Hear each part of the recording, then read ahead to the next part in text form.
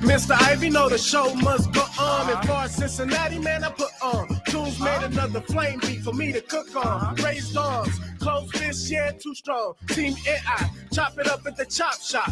Top notch with the king flow, the hot shot. Cop squats in, listen to the real. Jumping like hopscotch, nobody harder than, oh, no, think not. Not only citywide, but nationwide. Superlatives, keep it locked like them Haitian guys. Put the truth in the airwaves, we talk about it. Brand new like the templates, let's be about it. Who got the info by the AM? John will be the rapper, got them jamming when they play him. Staying in my lane, they ain't gotta okay him. Who the host with the scoop? Yeah, they gon' say him. Ivy, so superlative like a bag of drippos. Show you where the Brits at, Cincinnati Reds at. One time where my people at. Team NI, where my people at. It's the 513, yeah, you know the flow. What's the word, Nate? Let them know the show. One time where my people at. Team NI, where my people at. Where my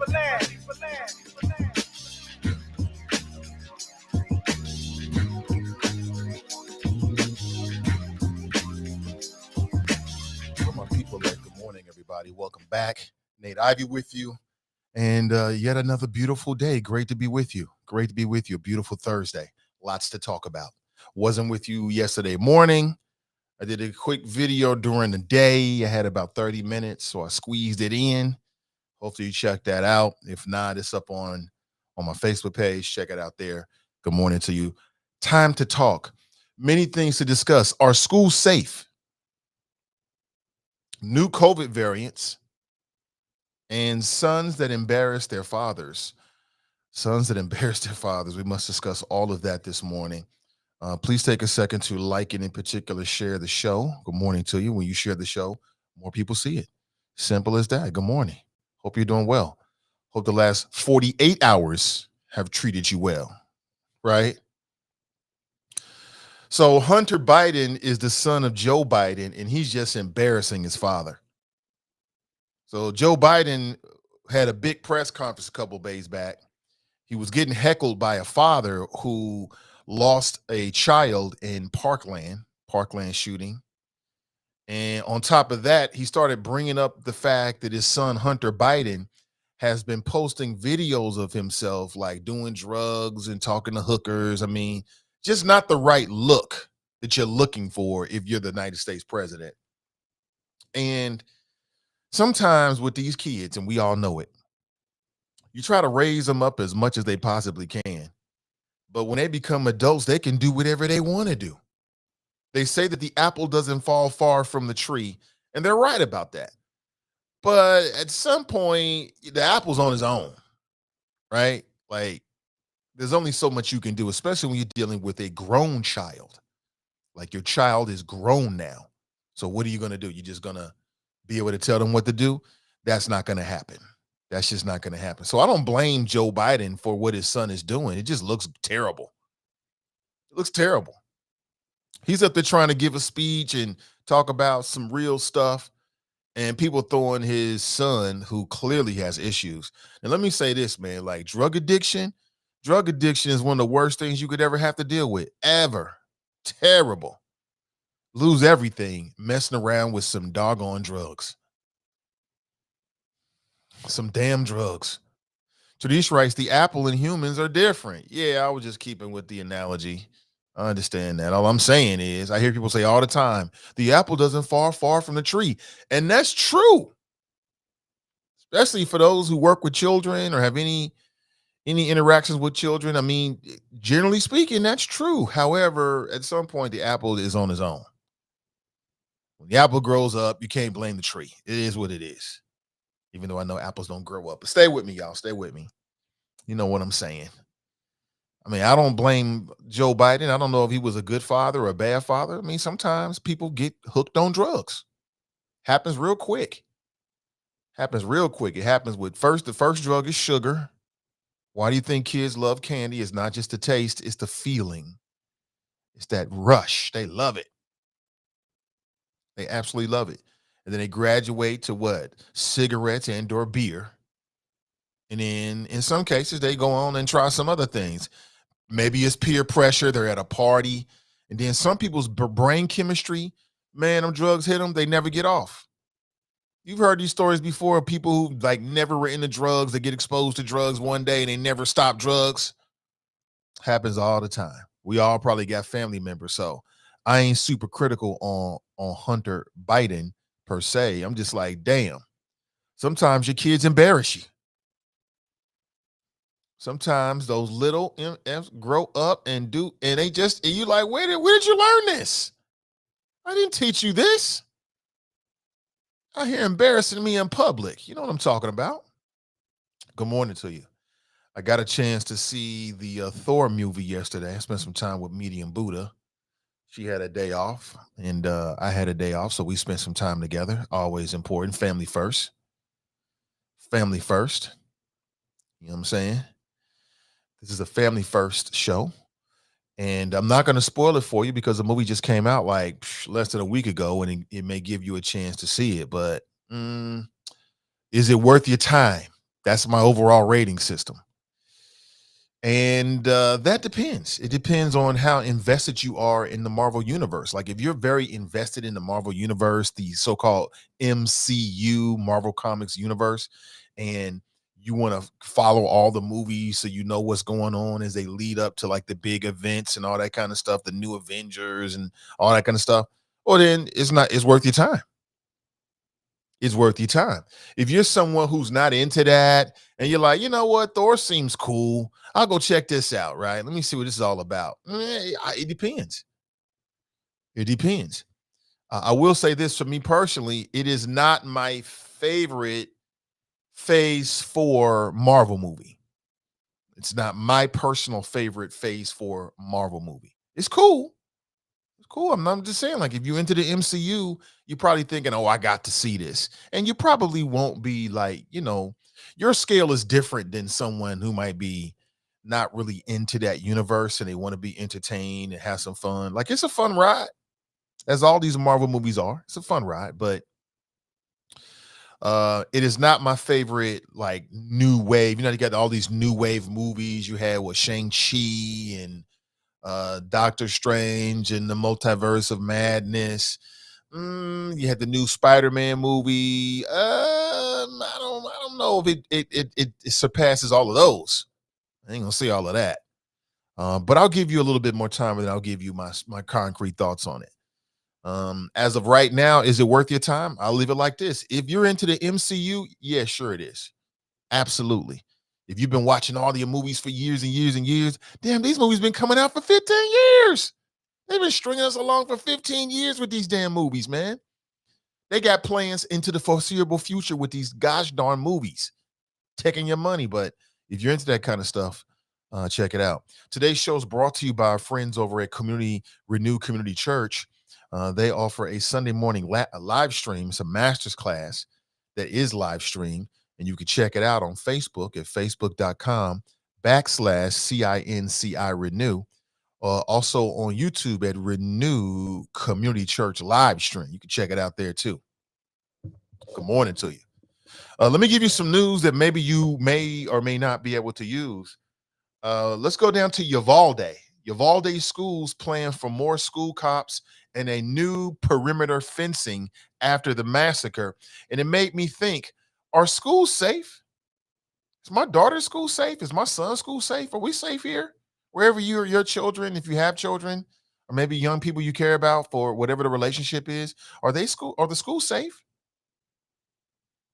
There was a massacre of young people and also teachers down there this year, and people are still trying to figure out what happens. It looks like the police down in Uvalde didn't step up. All these videos of these mofos standing in the hallways, afraid to go inside the classroom and confront the mass murderer. But now, due to a $1 million donation by the Las Vegas Raiders, which I thought was interesting, the Las Vegas Raiders are not in Texas. They're in Utah, right? Isn't that where Las Vegas is? Yeah. They're not in Texas. What about Dallas?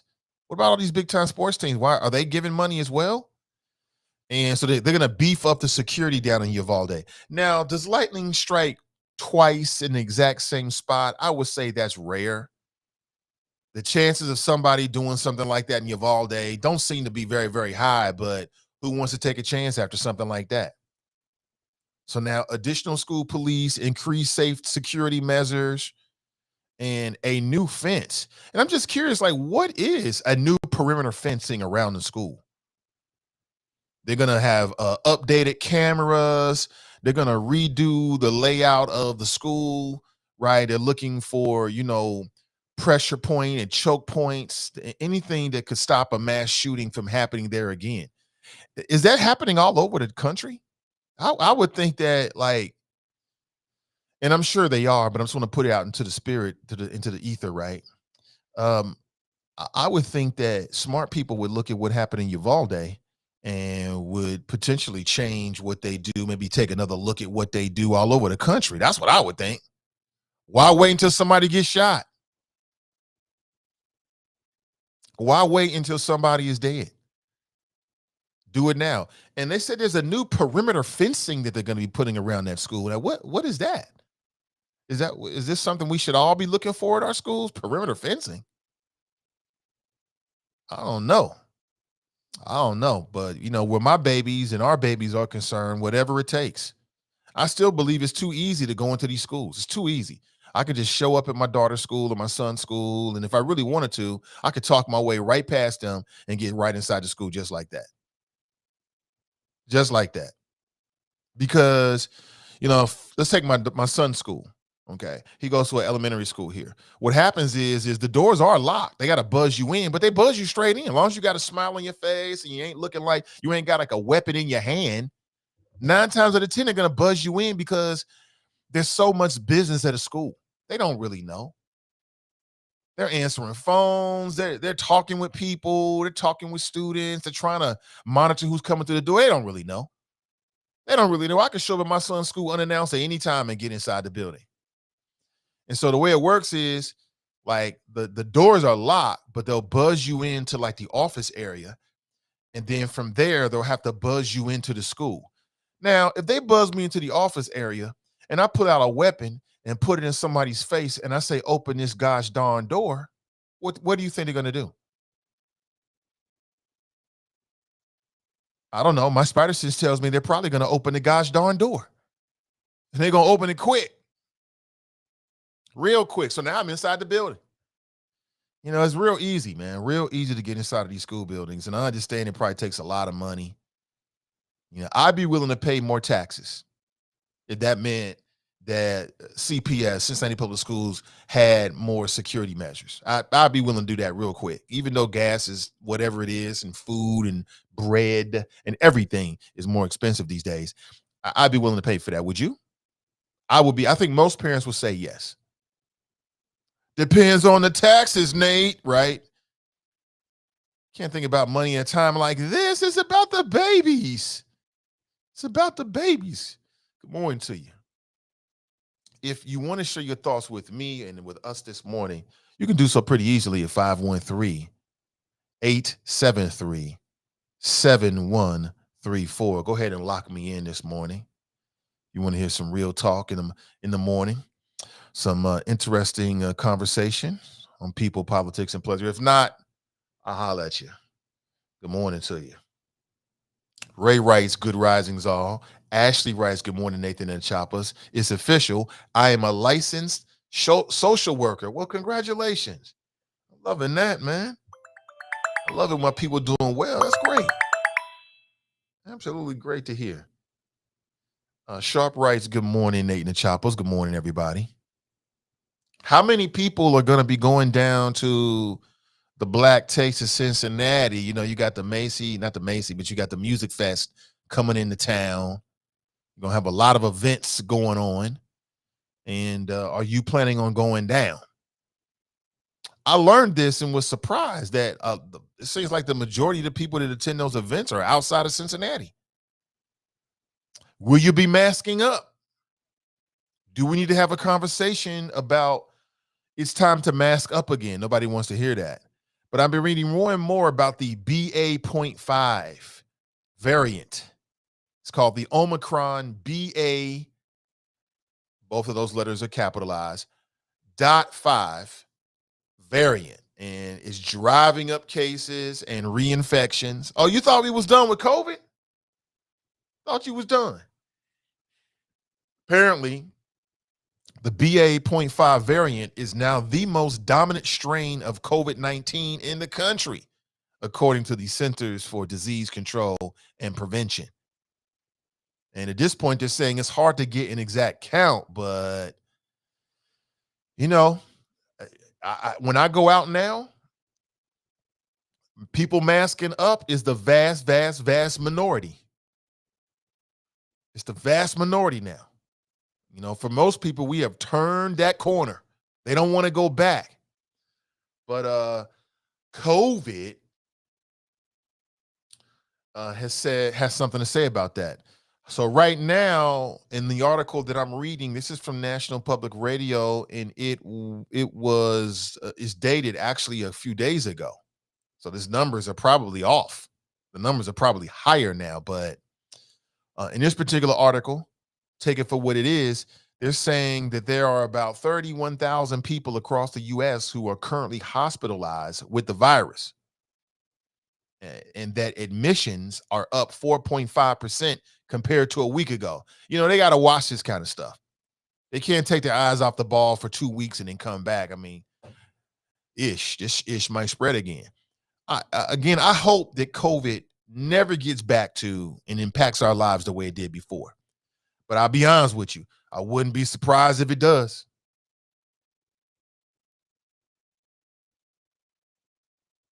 Would you? I wouldn't be surprised if it does because, you know, like I said, when I'm out and about, I see fewer and fewer masks. People like, I don't want to deal with it anymore. I can breathe again. My skin, it was itchy, right? I can breathe again. Or maybe not. They're also saying that this BA.5 is highly transmissible. We've heard this before. Here we go again. Some are asking, is it more dangerous? There's no evidence at this point that suggests that BA.5 is, you know, more dangerous or causes a more serious illness. You know, what we already know is enough. Currently, the U.S. is averaging about 300 deaths a day compared to 3,000 last year or last winter. Think about that. This issue is real. It's real. But I think, you know, one question people still have about COVID is what are the long-term consequences if you get it and you keep getting it and you're like reinfected by it? Like, what are the long-term consequences for that?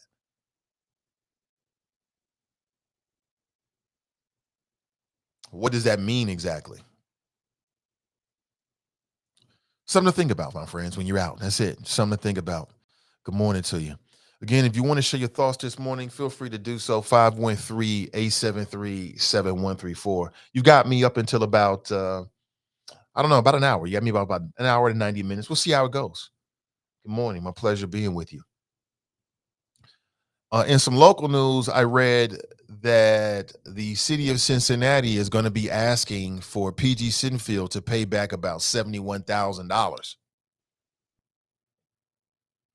Apparently, that's just how it works. You know, he was allowed to keep his salary because he hadn't been convicted. I think that's fair. I mean, if you just have an allegation, I mean, anybody could accuse you of anything. So he was allowed to keep his salary. So this whole time, he was still pulling money from the city, including benefits. You know, everybody knows the benefits, that goes a long way. But now that he's been convicted, from what I was reading, this is just how it works. They ask for you to reimburse them the money that they paid you. So it's kind of like, okay, you really want to take this money? Now, I don't know what that process is like. Yeah, $71,000 after his bribery conviction. I was talking with someone yesterday who said that they felt as if the charges that he was convicted of are going to be hard to overturn on appeal. That's what I was told. So Mr. Sinfield collected a full salary while being suspended. Now the city wants it back. And if you're a PG Sinfield supporter, if you knew PG, I mean, I can understand how you'll be like, damn, Why they trying to do him like that? Why they trying to kick him while he's down? But this isn't really kicking him while he's down. This is just the way it would work that way for anybody. Wouldn't matter who it was, PG, GP. It really would make no difference. If you're in that situation as your counsel person, more than likely you'll be able to keep your salary, which you're probably going to need to pay for lawyers and all the stress and comfort food and whatever the hell you're doing to try to get through the moment. And if you're found convicted, you got to give it back. Simple as that. $71,500 to be exact. That's you can do a lot with $71,000. So we'll see what happens with that. You're gonna have to give it back. Another way of looking at it. It's also being put out there that the federal government is not done with Cincinnati. The FBI's number one priority, or one of their top priorities when it comes to the city of Cincinnati, is corruption. So they're sending a message to any and all who might be paying attention, who might be thinking about going into politics, to watch what you do. It's real simple. Watch what you do, and don't have personal conversations with Chindum and Dukwe, Sam Malone, or Jared Cameras. If y'all see them men, I mean, be nice, but just be watching what you say, because they could be wearing a wire. You know what I'm saying? It could be. It is. It is. Yes, I think the honest is on the police. Let me back up here and get a Chop Shop comments in. Anthony writes, morning, Chop Shop. Good morning to you. David writes, good morning. Nate in the Choppers, good morning to you. Ray writes, good risings. All good morning to you. Nakia's in the house. Good morning, Nakia. Daryl writes, good morning, Nate in the Choppers. Anthony writes, like and share. Kelly writes, good morning. Trinice writes, the apples and humans are different. Terrace writes, good morning. Everybody got a family member on drugs, right? That's why, I don't understand when people act like they so above it. Like, you don't understand addiction. Like, somebody that's addicted, that can happen to anybody. Some of your favorite artists, the music that you love, they was high as a kite when they made that music. Some of your favorite artists were addicted to drugs. It happens. It happens. It happens real quick. No matter how tough you are and strong you are, man, you start sipping a little bit of this, stripping on that oil, smoking on this, smoking on that. Next thing you know, you can't do it without. You can't get through the day without it. It happens real quick. So again, I don't look down on people that have drug addictions. I think it takes a lot of courage to fight your way off of drugs. That takes a lot of strength. You know what I'm saying? But everybody different. Ola, Jerica's in the house. She writes, Ola, beautiful black people, and the others too. Good morning, Jerica. Gosh darn it. Jane writes, good morning. Aaliyah writes, good morning. Ray is asking a question about karma from his old school days in the black community. Is this Joseph's karma from his old school days in the black community? Is this Joseph's karma from his old? I don't understand, Ray. I don't understand. Anthony writes, the fat Don has two sons that are embarrassments. Yeah. Man, leave Joe Biden alone. You know he's struggling and he don't even know what he is all the time. He's up there in age. Not that Trump is too much younger. People be talking about Joe Biden's age like Trump is so much younger. He's like 3 years younger, 4 years younger, something like that. At that age, I mean, of course it matters. But at that age, man, it's all a wash. Got the president up there trying to talk about this new gun, these new gun bills and gun laws they signed into. He's all happy about bipartisanship. We did it. People said we couldn't work together. He's all happy about the wrong damn things. And then somebody stands up and starts asking, what do you think about your son? And what do you think I think about my son? What kind of question is that? What do you think I think about my son? Hunter Biden is, I don't know what he's doing. I've seen some of the videos. I'm like, clearly dude needs help. He's like in a bathtub. He's doing all the craziest stuff.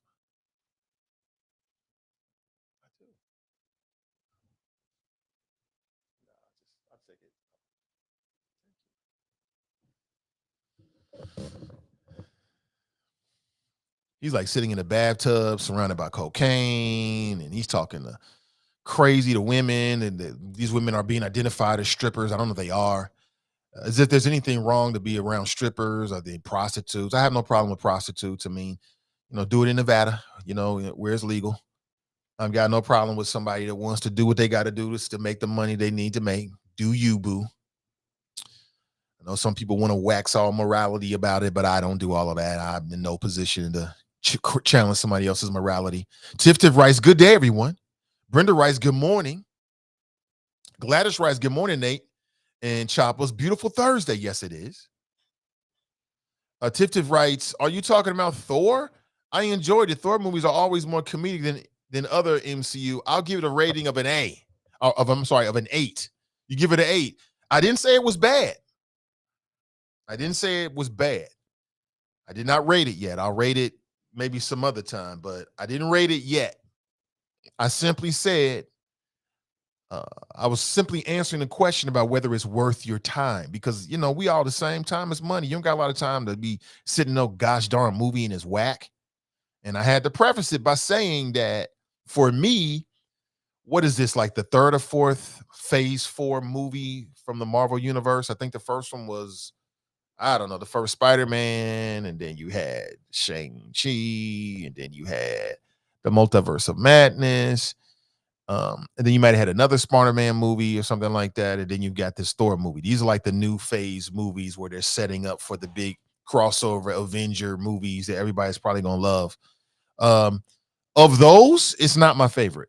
And I am aware of, come on, Tiff, who are you talking to? I know all about this. I am aware that this is more comedic and more whatever, especially with the Guardians of the Galaxy. It's got its moments.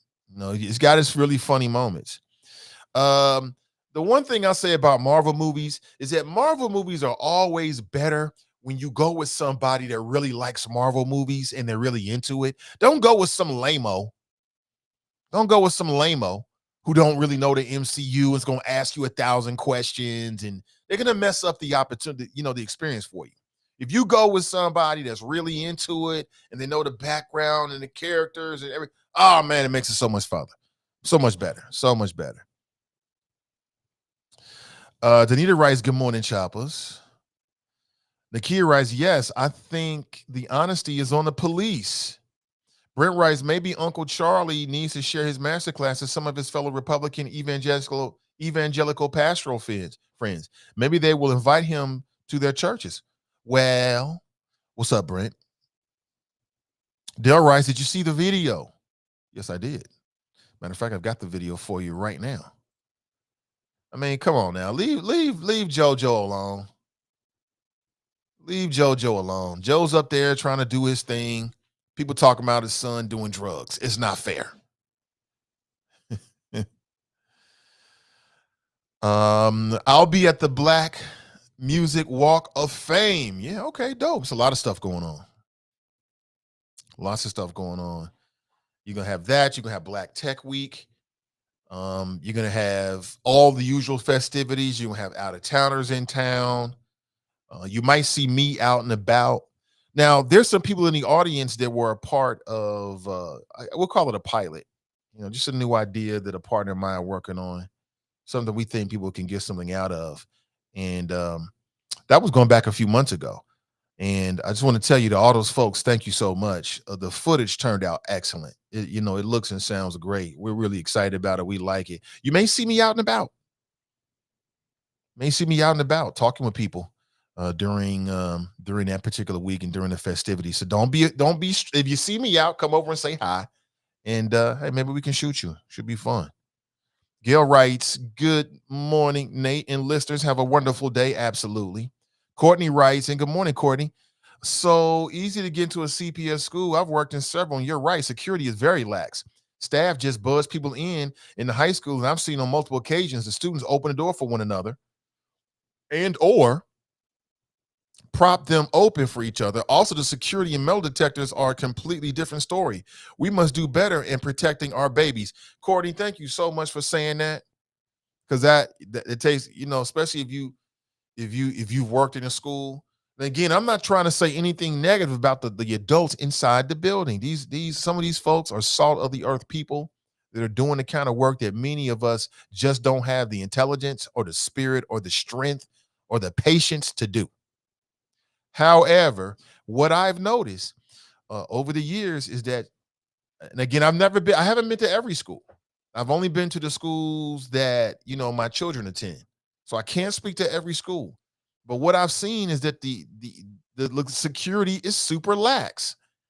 And I just don't like that. I don't like it at all. I think that what we've seen is that these schools can be the sites of a lot of tragedy. And we got to step our game up before it happens. Before it happens. So if I worked at CPS, my head would be on a swivel. I'm telling you, because you got a lot of, you got a lot of, you got a lot of.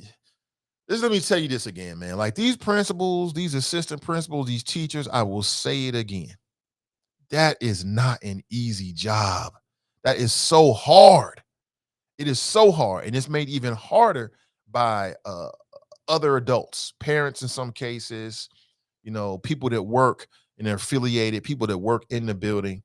You got a lot of stuff going on, and you may have some children, some students that they don't have a positive home life. They don't have a home life that's reinforcing the right things, and they take that ish to school, and they're angry. Like you got some of these schools, man. Well, tell me this, and I'll tell you where the line is. And people can look into this and tell me if I'm wrong or not. But I'm gonna tell you, man, in some of these schools, like they suicide and cases of students hurting themselves and wanting to hurt themselves is a lot more prevalent than the media and people talk about. In some of these schools, they are pressure cookers. And you got some of these students that are not my daughter. My daughter had one of her friends that committed suicide. So what's the line between committing suicide and then maybe that anger and aggression and hopelessness or whatever else gets directed in another way? I don't know if that's a thick line. Part of me feels like that's a very thin line right there. It's a very thin line. And we saw what happened with that little Gabriel Taye. You know what I'm saying? You got some kids that is being bullied and they're slipping through the cracks. What's the difference between a kid that's being bullied and they're not really getting it addressed by their home school the way it should be, and that kid taking it out on themselves and then deciding to take it out on everybody else? I don't know if that's a very thick line right there. I think that's a very thin line. So don't think that because we Cincinnati that couldn't happen to us. Don't think that for a second. You will be wrong. So I would hope, again, you got a lot of good people that work at CPS. I would hope these are smart people. Many of them have their kids that go to CPS, so they're invested. I would hope they're looking into security at every single school. We need to make sure them cameras up to date. We need to make sure that the technology, the security technology is up to date. I've heard that metal detectors, don't even work in some cases. I mean, we got to do this, folks, because think about this. If there is a shooting in Cincinnati like there was in Uvalde, what's the first thing they're going to do afterward? It's all the things I'm saying they should do now. That's the first thing they're going to do. The first thing they're going to do is look at all the security measures district wide and change it. So why wait? Why wait? Do it now. Do it now. You know what I'm saying? And having one resource officer in a school building don't mean necessarily anything. It depends on if they're in the vicinity. It depends on a lot of factors that I can't even explain to you right now. So that's all I'm saying, man. When I look at Uvalde, I think about Cincinnati Public Schools. And that's what a smart person should be doing no matter where you live in the world. If you lived in Michigan, when you think about Uvalde, you should be thinking about the schools in Michigan. If you live in Dayton, when you think about Uvalde, you should be thinking about the schools in Dayton. If you live in South Florida, when you think of Uvalde, you know what I'm saying. You get my point. And I think I want to believe that they are. There's a lot of smart people, way smarter than me, that work at CPS. I ain't got to tell them nothing. They already know. I would hope that they're doing that right now. Victoria writes, well, I just caught that variant in my own home. It's no fun. Someone reported my positive test to the health department. Mask up, stay out of crowds. Really, Victoria? Okay, I'm going to send you some positive vibes then. Really? Damn. Wow. Well, it's just a reminder that we not done. This ain't over with. This ain't over with. I hope a speedy recovery for you, Victoria. Prayers up. Crystal writes, good morning. Regina writes, good morning. LaMonica writes, good morning.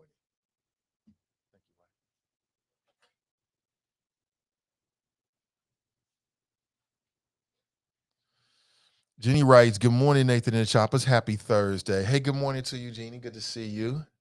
Good to see you, as always. So the number one question we should be asking ourselves as it relates to our babies, I mean, because we're only 4 weeks away. What are we, 5 weeks away from school starting? Like, school is right around the corner. We just got them out of school. It's right around the corner. I ain't looking forward to it, y'all. Medium Buddha. Medium Buddha. Oh, my gosh.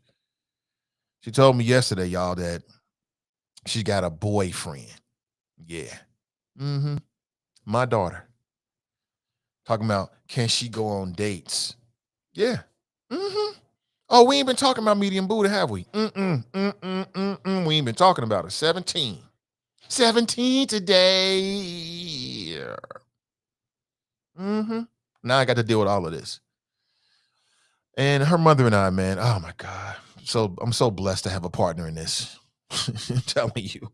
I can go to her sometime and she understands my pain. Got her little boyfriend. So far, so good. We ain't tripping about it.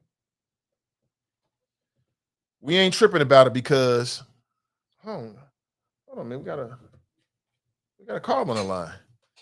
Sorry about that. Like I said, my phone has been acting up. And sometimes it doesn't ring or vibrate because I dropped it in water. But hold on, John, coming straight to you, bro. Coming straight to you. Yeah, man. She got this little boyfriend. So far, I'm cool with it. I'm cool with it because it's natural. It's natural at that age. You want to have a boyfriend. So far, he seemed like a good dude. The wifey and I met his parents. They remind us of us. They remind us of us. That's always a good sign. You know what I'm saying? Like, they be on it. And I'm like, yeah, these seem like some good people right here. But, you know, as a father, I don't overreact to all that kind of stuff because it's just an eventuality. I just want to make sure that she has a healthy self-esteem. That's it. That's it. That's all. And that she's smart about the decisions that she's making.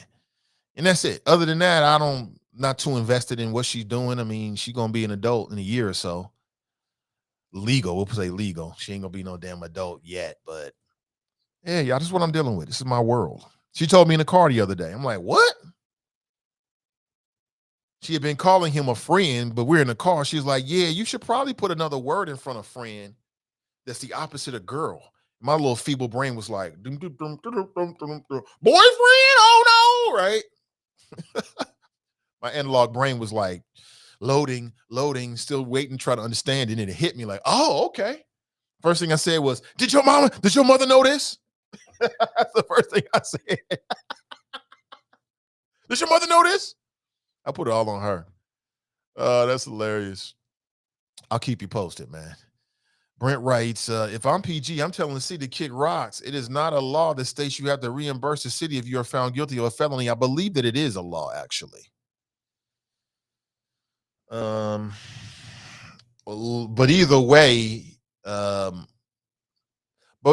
way, as I understand it, Mr. Sittenfield knew that this was a possibility when he was getting his salary the whole time. Like, he was in the paper, like, look, and people didn't like it. People was like, oh, we should change the rules because, you know, you had, it might have been Liz Keating. Liz Keating might have been the one who offered up the idea. No, it wasn't Liz Keating. It was the other woman who I'm so glad is not on city council with the orange hair, Xena Warrior Princess type. Talking about some girl power with her and Melanie Bates. And collectively, they're like 60 years old. Talking about some girl power. They took a photograph together. You know what I'm talking about? I forget the woman's name. I'm so glad she's not on city council. I'll take Liz Keating over her.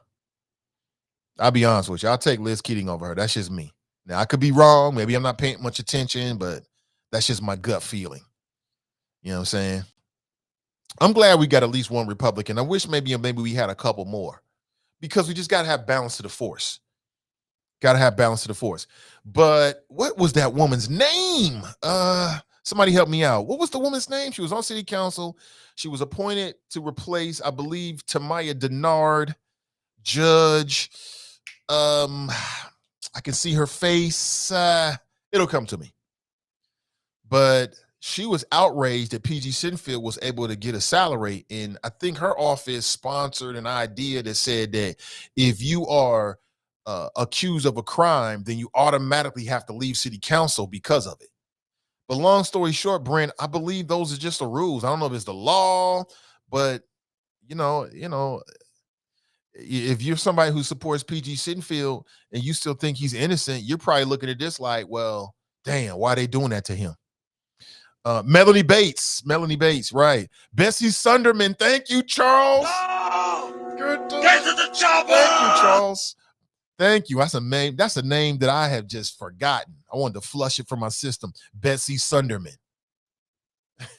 I believe it was Bessie Sunderman's office. She had an issue with this whole corruption thing.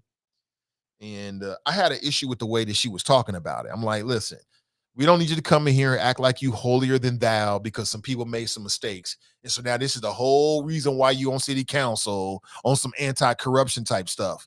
Stop it, sis. Come to the table with some real ideas. Trinish writes, it sounds like PG tried to do it the legal way, but ignorance of the law don't matter. No, I just think I thought she took a pic with Jan Michelle. Yeah, she took a lot of pics with Jan Michelle. I'm talking about the pic she took with Melanie. Is it Melanie Bates? She was on the school board. Remember that moment we had when I asked her about her being in that bar and she got real quiet. Well, you'll have to let me hear the tape first, and then I'll tell you what I said. Remember that? You want me to play the tape for what you said, and then you can confirm as to whether you said it or not? You really were drinking that night. Redhead Voltron? Oh, no, not Redhead Voltron. The girl power lady. Yeah, girl power. Girl power. Y'all ain't been girls in a long time, sis. Sorry. Been a minute. It's been a minute. No, I mean, I don't think what they're doing with the city asking back that's for $71,000, I don't think it's personal. I think it didn't matter who it was. You know, if Jeff Pastor's been drawing a salary from the city, if he's found convicted or he takes a plea deal, they're going to ask him to pay that money back too. I don't think it's personal. State law allowed Sittenfeld, whom the FBI arrested in November 2020 on 6 charges of public corruption, to collect his full salary and benefits for more than a year until his council term expired on January 4th, 2022. Now that he has been convicted, the city will be moving to recoup that compensation. Solicitor Andrew Garth said city officials will send a letter to Sittenfeld within a few weeks asking for reimbursement once they calculate the exact amount he owes. They got to do that. Now, you know, AvTab and PG were cool. I think they were cool. Appropriate city officials will notify Mr. Sittenfeld of the statutory repayment requirement as they would for any other debt owed to the city. The city solicitor will only file a civil action if a court's involvement were to become necessary to recover the amount owed. So what they're saying is, if we got to get the courts involved, we're going to hit you up. We're going to hit you up. And again, it is.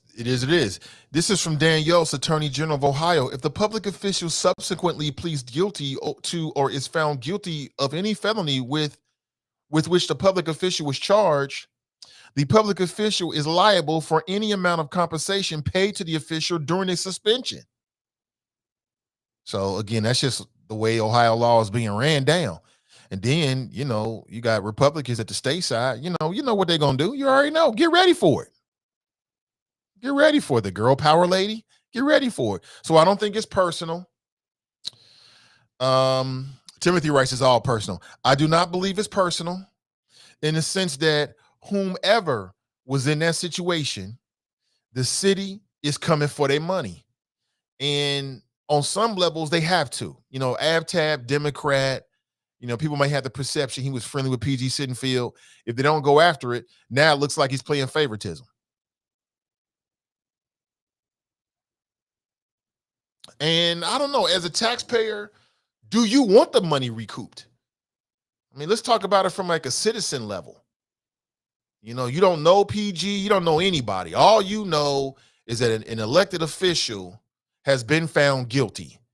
And all this time they've been guilty and they've been getting money from taxpayers. Do you want your money back? Most people are going to say, yeah. Like if you take the personalities out, take the names out of it, most people are going to say, give me my money back.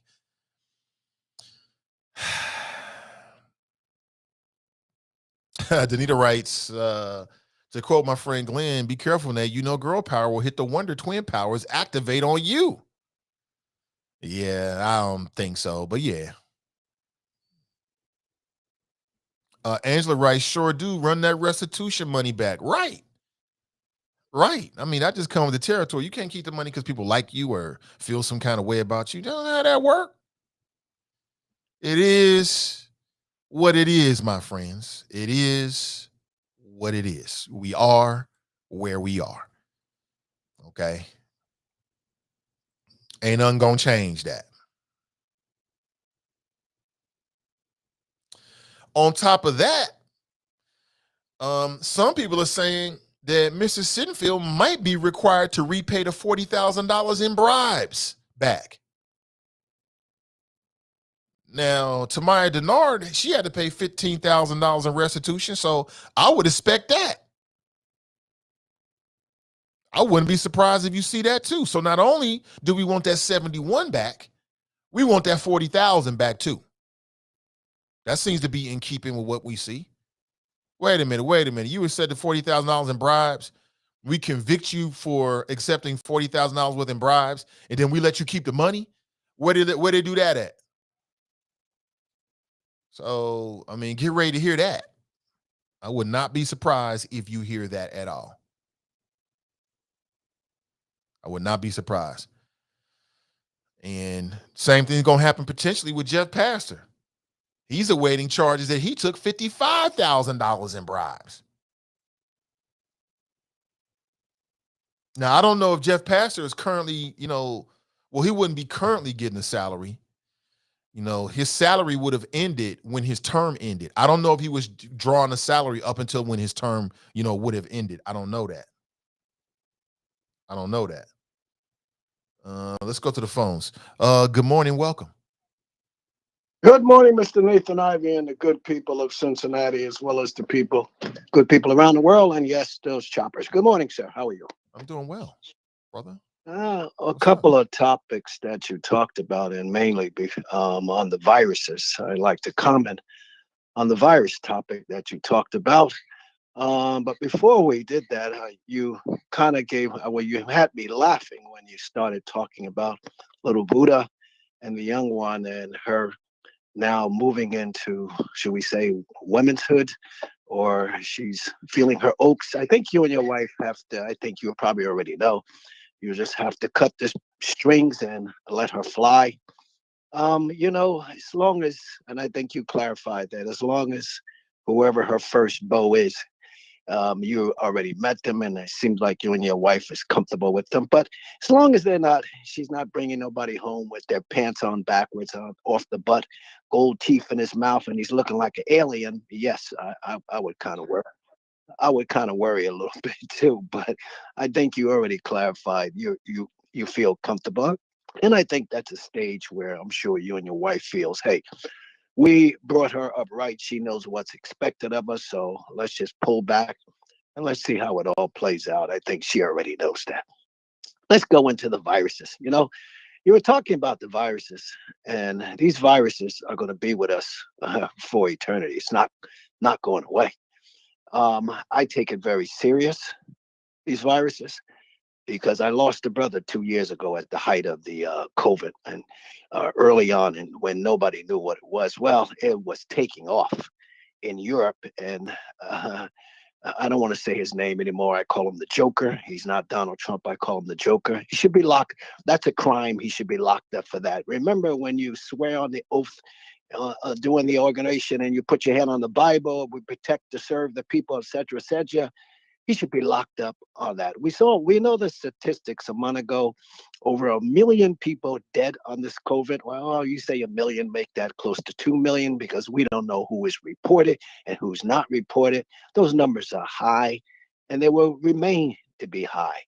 But he should be locked up on just that crime alone, as well as all the other stuff with the hearings we're hearing about him. But let's see how it plays out. Let's see if the attorney general is going to do what he's supposed to do, or is it going to be more back wheeling dealing to prevent him from running from presidency? I don't think he's running for president. I don't never believe he's running. I think they got the goods on him, his family, his wife, his kids. They got enough of dirt. But let's see how it plays out. But back to the COVID, I take it very serious because I lost a brother, and early on, I've always felt this stuff is in the air.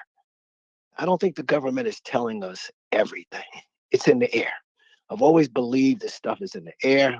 They don't want to tell people that because they don't want you panicking, locking yourself down. A lot of people still haven't went back to work. I don't blame them, but it's a risk. But anybody that chooses not to take those shots, you put your wife, your kids, and you at risk, which is insane. But that's your choice. I don't run around telling people to get shots or not get shots. That's your choice. But to put yourself at risk, is insane in today's climate when we're not knowing everything. It's an individual choice, just like people go nuts over the abortion stuff. That's an individual choice. That's a woman's choice to choose if she wants to abort or not. But to go nuts over that, as well as the COVID is very serious. So I really, and it's happening more. The numbers are spiked up in the Black community. I pick up the newspapers when I look in the back of the death of people that are dying. It's here in Florida. That Sunday newspaper, the numbers are so high when you see loved ones that are dying, and that hurts people that are family members that are outraged, and so on and so on and so on. So, I take the COVID very much serious, and I hope we in the Black community take it serious. Once again, it's an individual choice. If you choose not to get those shots, that's your choice. But, the COVID is serious, and we have to protect our loved ones. Nobody lives forever. We all know that nobody lives All right, forever, John. but you don't want to roll the dice. So I leave it like that. Yeah, absolutely. And you lost somebody to COVID, so I know it touches you. It touches you differently. Yes, very so. He was my oldest brother, my only brother, and he's the oldest. Now I'm in charge, and I'm older than my other 4 sisters, and they don't want to listen to Big Brother. That's another story at another day. But Believe me, I know all about it. All right, John, thanks for the call, man. all right, take care. Most def. I know all about that Big Brother stuff. I got 2 little brothers, 2 little sisters. They don't listen till it's too late. And really, my 2 little brothers, my sisters are too cool. Some 2 little brothers. Matter of fact, I just heard that my brother got into a motorcycle accident yesterday. So I gotta go check on him either today or sometime very, very soon, make sure he's okay.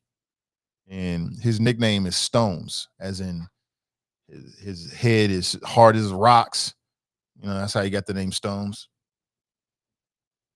And he don't even have I don't know if he has a license or not, but knowing him, I would be surprised.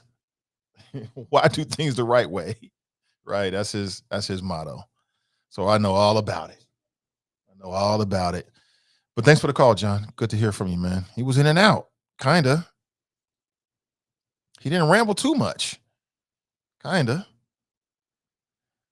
Trinice writes, the only thing I can bribe them with is a landscaping service. I hear that. D writes, hey, choppers. You get a bribe, and you get a bribe, and you get a bribe, and you get a bribe, right? Jasmine writes, what happened to Sunderman? Nothing. I just brought her up. She came up in the flows, Jasmine. I did receive your message. I'll respond today. Looking forward to it. I'm down. How do you hold somebody responsible for a health crisis? Oh, boy.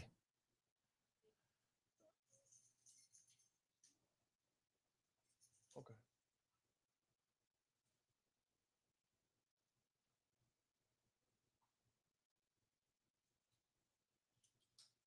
All right, be safe, black woman. Let me see. People taking all shot 28 years ago died a few weeks ago. Huh, what's that mean? Y'all better vax that thing up. That's hilarious. Angela writes, people are still treating their bodies like trash cans, so there will always be issues until they make individual lifestyle changes. That's right. That's right. Got a pocket full of stones.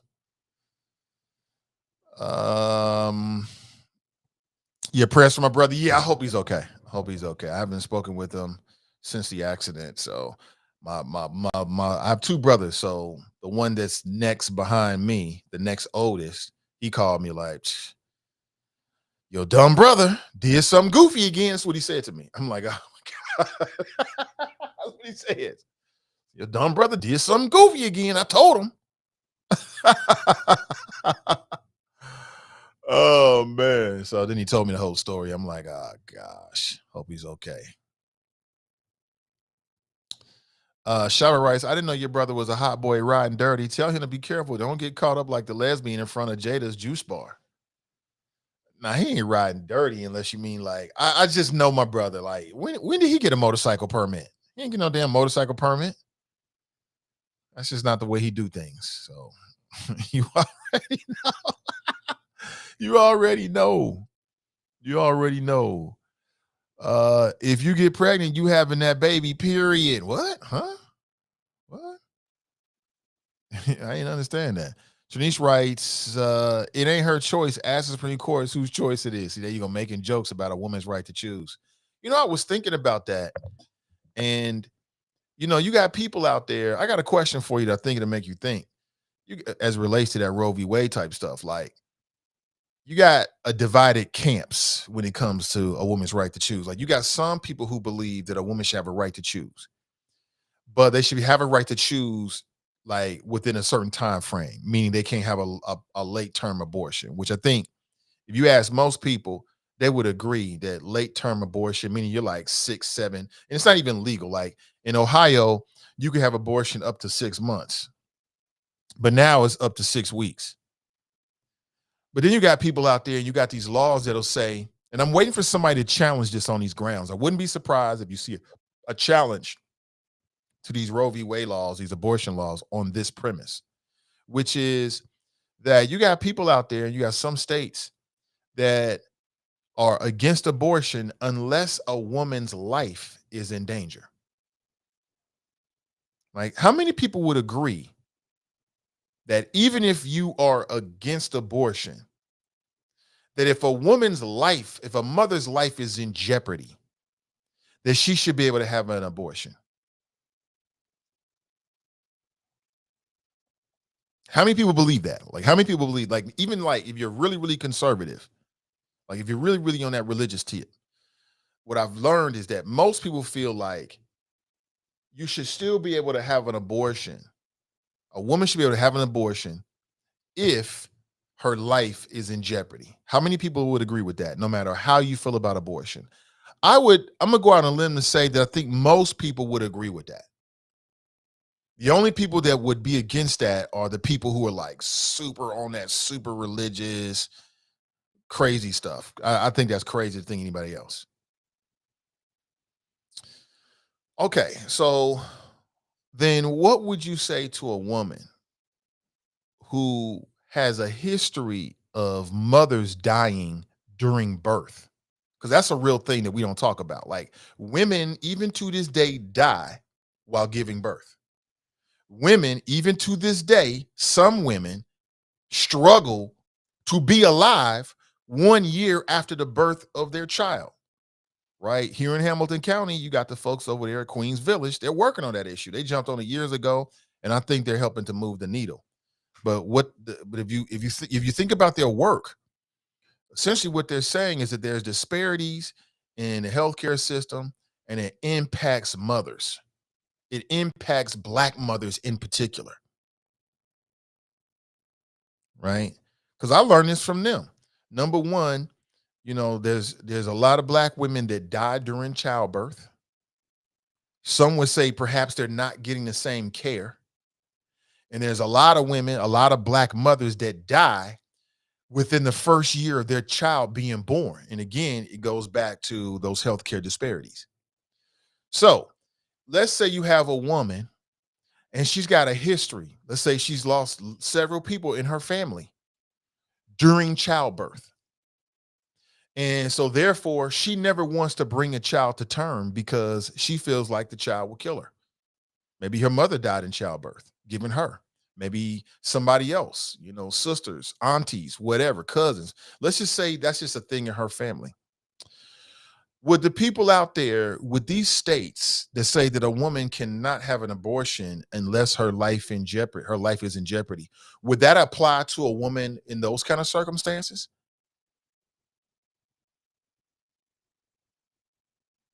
Like, let's say you have a woman and she says, I just feel like if I have a kid, it's going to kill me. I had an auntie that died like that. I had another auntie. My great grandmother died like that. You know what I'm saying? What if they got a history of women dying while giving birth? And so they don't even want to chance it. And they're like, look, I want to get an abortion on the grounds that my life is in jeopardy. I think this baby will kill me. Who is to tell that woman no? How can you tell a woman like no? Well, then they'll send them to the doctors, and the doctors will check them and say, well, we don't see anything physically that would lead to that. But the doctors cannot determine if a woman's going to die in while giving a birth. They can't tell you that in most cases. They don't know. In some cases, they can tell you that. In some cases, they don't know.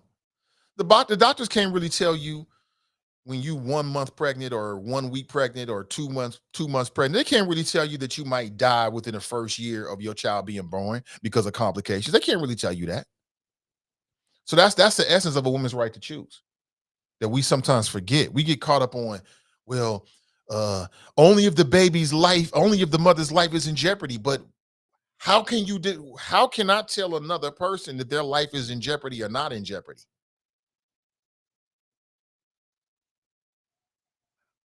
I don't know. And that's when it gets back to the disparities as relates to non-white women, because we know the health disparities are already there. The health disparities in prenatal care, the health disparities. If you look at the numbers matter of fact, there was a recent report that was done out of DC, and it was just looking at DC, and they were looking at the health outcomes of women. And what they found was no good for Black women as it relates to, dying while giving a child, while bringing a child into this world, and as it relates to, having health complications after having a baby. The doctors can't tell you that. The religious folks can't tell you that. They don't know that. They don't have a crystal ball. Everybody assumes the best, but sometimes things go to the left. Something to think about. Ray writes, Black women have been having babies 1,000 years. How did Black women get to the top of the list? Medical annihilation. Timothy writes, at risk birth for sure. Even mothers with history of addiction should be considered. Sean writes, pregnancy, childbirth is a life and death situation. Stop right there. That's my point. Correctamundo. Childbirth is a life and death decision. When a woman's making that decision, she could be putting her life on the line. And her life could be on the line, and there are no physical or discernible medical way to determine that, except for how she feels. Except for how she feels. But, the politicians in some of these states, they want to make that decision. They want to take that decision away from a woman and give it to the medical industry. So if the medical doctors tell us that you got a good reason to feel like your life is in jeopardy, then you can have an abortion. If you just feel that way, that's not good enough. That's the kind of country we live in. TNT writes, the doctors can tell you if you are a high risk pregnancy. In some cases, they can. Often, if you have a pre existing condition or something shows, even the older you are, can make a high risk pregnancy. Right. Yeah. Let's say you got a woman that's 45. Let's say she's 50. She come up pregnant. She worried about her life and the stress of on her body. But she finds out after 6 weeks she lives in Ohio. You know what that means? Can't do it in Ohio. That's the essence of a woman's right to choose, because you're taking away a woman's right to determine as to whether she believes this is the right thing for her body, health wise. Like, again, if you have a woman who says, I don't want to have a baby because I think it might kill me. That's happened many times. I've had friends, I've had family members that have died in birth or died shortly afterward or had serious complications. Now the state can say, you know what, we don't think that's a valid reason. Let me write, go to another state. It depends on how close you are to the border. It depends on a lot. I think it depends on finances. Let me see. Karens and Kikis, what? Hey Nate, will a million woman march on DC, unite the Karens and Kikis? I don't know. Danita writes, lots of women don't even know at 6 weeks that they are pregnant. Exactly. Sean writes, the stress of racism that Black women have to deal with is insane and causes many of our Black sisters to have a high birth mortality rate. I also think it's the treatment that they get from the doctors and the nurses. I do. I do. I do. I think you also got to look into some other factors as well. But I think the treatment that they get, the racism, the medical racism that they deal with from the medical industry is can be a real thing. Can be a real thing. The type of care that they get beforehand, during, and afterward, I think is a real thing.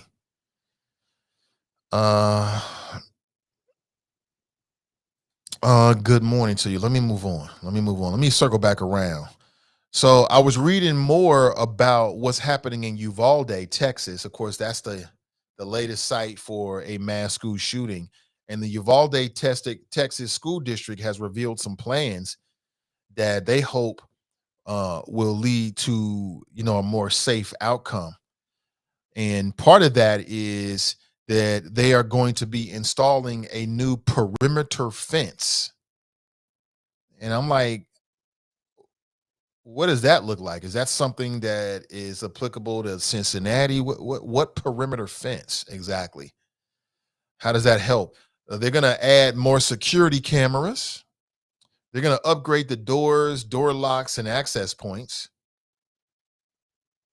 And they're going to hire additional district police officers and security personnel. Hopefully, they won't be pulling from the same pool of those Uvalde police officers, because many of them just weren't up to the task. But what is this new perimeter fencing? And what is that exactly? I like the idea of it. Like, if you got some kind of perimeter fencing that will stop people, because down in Uvalde, I think dude came through a back door that was open. So they want to put up some fencing, in the blind spots or maybe in the back of the building or something like that. Okay, I get it. I understand it. Do Cincinnati Public Schools need an upgrading of their doors and door locks and access points? Additional security cameras? And how many Cincinnatians that have, or maybe you don't have children, would be willing to pay a little bit more in taxes to fund all of this? People like to bellyache, but then when you ask them to do something, it's like, I ain't gonna be able to do it. Sorry. Let me write, medical racism is real, and if you stand up for justice in your workplace for fair, some care for all you get targeted. Mm-hmm. So our schools have to look like prisons now because we value guns over people's lives. Um,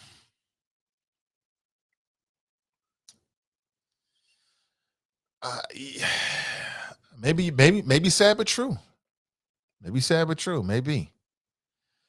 Sean writes, my wife almost lost her life and my son's life due to malpractice. Black men, we have to step up and protect our women. It is our duty physically and spiritually. Well, I've said this before. I'm a a-hole when it comes to when I'm dealing with doctors and stuff. I'm an a-hole when it comes to anybody I love dealing with doctors, only in the sense of if something doesn't make sense, you got to clarify it for me. And I'm not gonna just let you do anything to me. Like you just can't come into a room, and people have done this before. I'm talking to somebody because I've had some stints in hospitals. I hate it. So I've had situations where I'm talking with the doctor, a nurse comes in, she just grabbed my arm and started doing shit before she even introduced herself. No, no, no. You ain't doing none of that. You ain't just, I don't give a damn where you ain't gonna just walk in here and put your hands on me and inject me and you haven't introduced yourself to me. You ain't looked me in the eye. I don't know you. I done fell out a couple times, but I told you some of the stories. I fell out about people about that kind of stuff. Not everybody, I don't just sit down and let you take my blood. I got a couple questions for you. I gotta read you and look you up and down and all this I gotta get a sense of who you are before I let you start puncturing my body and touching me. And what I found is um in most cases, 99, the only issue I've ever had, this is ironic, Sean. I'll tell you what I just told you is the absolute truth, 100%. And I've never had any issues with it except for one person, and it was a sister. It was a sister, and it was bad. I mean, I'm in the doctor's office arguing with this woman about my body, and she got real indignant. It was a whole thing. It was a whole thing. But the more she talked, the more she protested, the more suspicious I thought of her. And it got to the point where I like my doctor, but I wouldn't allow his phlebotomist to take my blood work. If that meant I had to drive somewhere else, which I did, to get my blood work and I got a delay on it, then that was worth it to me. You know what I'm saying? But I told him and her, she could never put her hands on me in the office. I mean, this woman made a whole, I mean, it was so, I wasn't embarrassed by what she was doing, but I was just taken aback that, this is how we get treated when we go to a black doctor's office. I mean, it was a real big thing, man. Big thing. I ended up calling the president of the medical group. It was a whole 9 yards.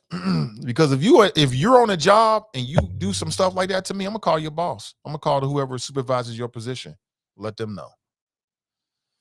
So it was a big thing, and I'm gonna do the same thing again because I'm not trying to be an a-hole for no reason. I'm just not gonna let you touch me, inject me, tell me to eat this and swallow that, and you haven't properly explained to me what this is gonna do, and you can't even just take a second to greet me. I ain't doing it. But they'll do that, man. You're being a doctor, people just come in, won't say anything, start touching you, and I'm like, if you don't get your gosh darn hands off of me, we're gonna have a problem. Back up, sis. I'm like that at the emergency. I'm like that at my physician. I'm like that when I go to specialists. And I have 99.999% of people are like, "Oh, I'm sorry.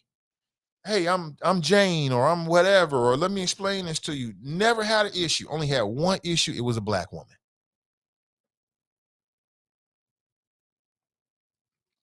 It was a black woman, and it wasn't good. It wasn't good at all.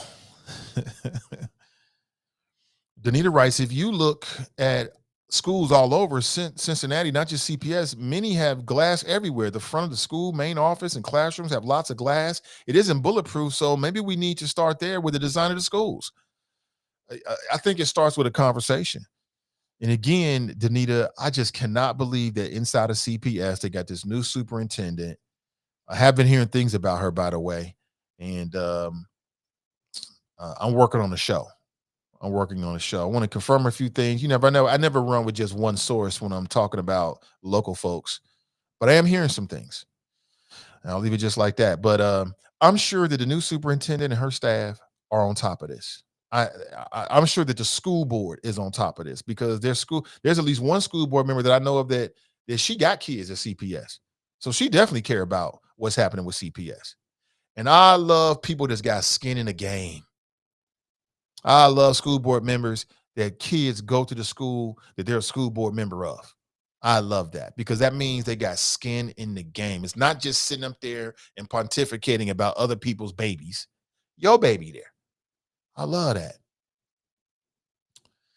TNT writes, those funds should come from the millions approved in this week's gun legislation bill passed to protect schools. Leave it to states like Ohio, who will use the funds to arm teachers and protect them from liability instead of better surveillance and locked doors. Yeah, I ain't with that. I'm not with the whole teachers with guns. Nah. Nope, nope, nope, nope, nope. No, no, no, no, no, no. New COVID variants. New COVID variants. A new dominant Omicron strain in the U.S. is driving up the cases. I'm just telling you. So if you're going to be going down to some of these events next weekend, and you should, mask up. You know what I'm saying? I know I myself have gotten away from wearing a mask out in public. I'm going back to it. Because we're going to find ourselves damn near right back in the same damn situation again. And I ain't trying to go back there. I want to be a part of, the right side of doing things. But it's called, let me find the name again, the BA.5 variant. BA.5 variant is now the most dominant strain of COVID-19 in the country. BA.5. And it's not yet at like ringing the alarm. Well, really it is because we're still coming out of COVID.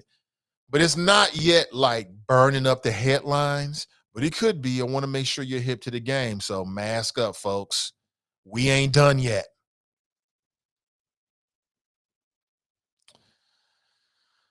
We ain't done yet. Shabba writes, where were you like that when you got vaccinated, Nate? Was I like what? Was I like what, Shabba? Nakia writes, my neurologist acted like he was Jesus when I challenged him. I don't care how long you went to school. I went home and studied what you thought the plan should be. Absolutely.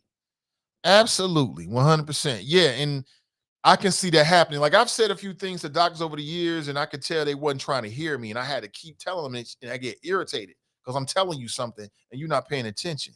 And what I'm telling you is about my body. So I've walked into doctor's offices and already knew what I needed them to do. And they got to fumble around and I'm telling like, doc, here's what I think it is. Here's what I'm looking for. But they don't like to take your word for it. They want to tell you some shit. You ever did that before? You ever get to the doctor and you already know what it is and what you need and you tell them. And they like, well, let's run some more tests and I'm going to consult with a doctor. They do all this time and spend your money to come back to exactly what the hell you told them. Man. Shaba writes, the way you were with the doctors and nurses when you got vaccinated. Yeah, absolutely. All the time. Absolutely, 100%. I don't let nobody pierce my skin and you can't look me in the eyes and tell me what this is and what to expect. And then for me, I want to see where you're getting the needle from. Sometimes I like to pick it out myself. Hey, I want that one. You know what I'm saying? Give me that one right there. So yes, Shaba. See.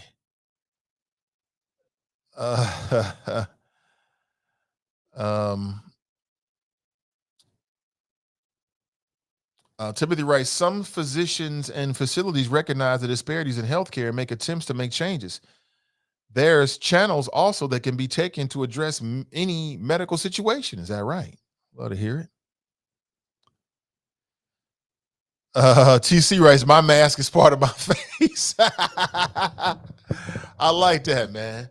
My mask is part of my face. I like that, TC. Put that on a t-shirt. That's hilarious. My mask is part of my face. Mm-mm-mm. You got me up until 9 a.m. this morning, folks. Then I'm going to make a move. I'm going to cut you loose, let you do what you do. Enjoy your morning. Next movie. So I saw Thor. If you're into the MCU and Marvel, it is worth your time. If you're not into it, it depends.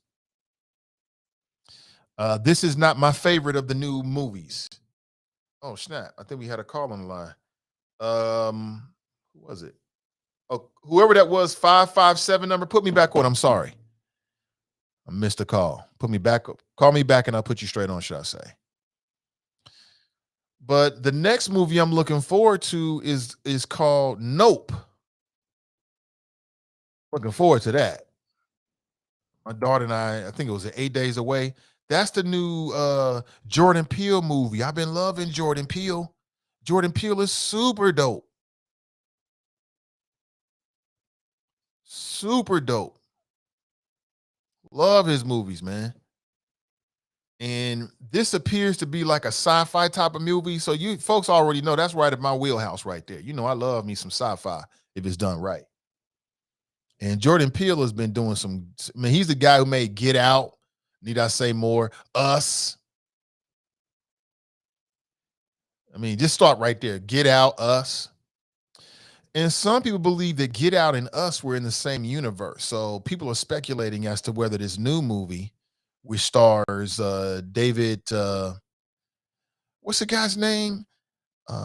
He was the title character in Get Out, man. That was such a great movie. What is the brothers? Daniel Kaluuya. Daniel Kaluuya. Now he also played in Black Panther. I read he's not going to be in the new Black Panther movie, Black Panther Wakanda Forever. He played like, I don't know, head of security for one of the tribes or for the royal family or something like that. Remember him? He won't be in it because, and I thought this was strange. I read that he had already committed to Nope. And so the production times lapped over, so he's not going to be in Black Panther. I'm like, what? You gonna give up being in the new Black Panther because of Nope? But I don't know. Who knows? I like them both though. Also, Keke Palmer plays in the movie. I'm looking forward to it. So apparently, in this movie, you know, something's in the sky. Like they live out on a ranch or something. Black folks owning some land out on a ranch, and they see something strange in the sky. And then they want to confirm it. They want to try to make some money off of it. So they try to you know, they work with like a filmographer and he's supposed to like capture it on film and then maybe they can sell it or something like that. I don't know. It's something like that. But either way, I'm there. I'm there. Now, Get Out, all-time classic. Matter of fact, I liked all his movies. I love the Get Out movie. I thought that's all-time classic. If you've not seen Get Out, go run and go see it today. See it today wherever you can.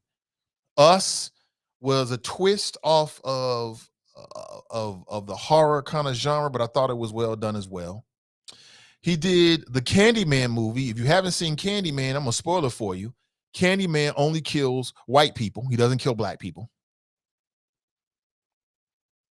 Yeah, Jordan Peele with that new Candyman movie. Candyman is a tool of revenge against all the people that have killed black people. Did you know that? You didn't know that, did you? Is worth your time. Maybe.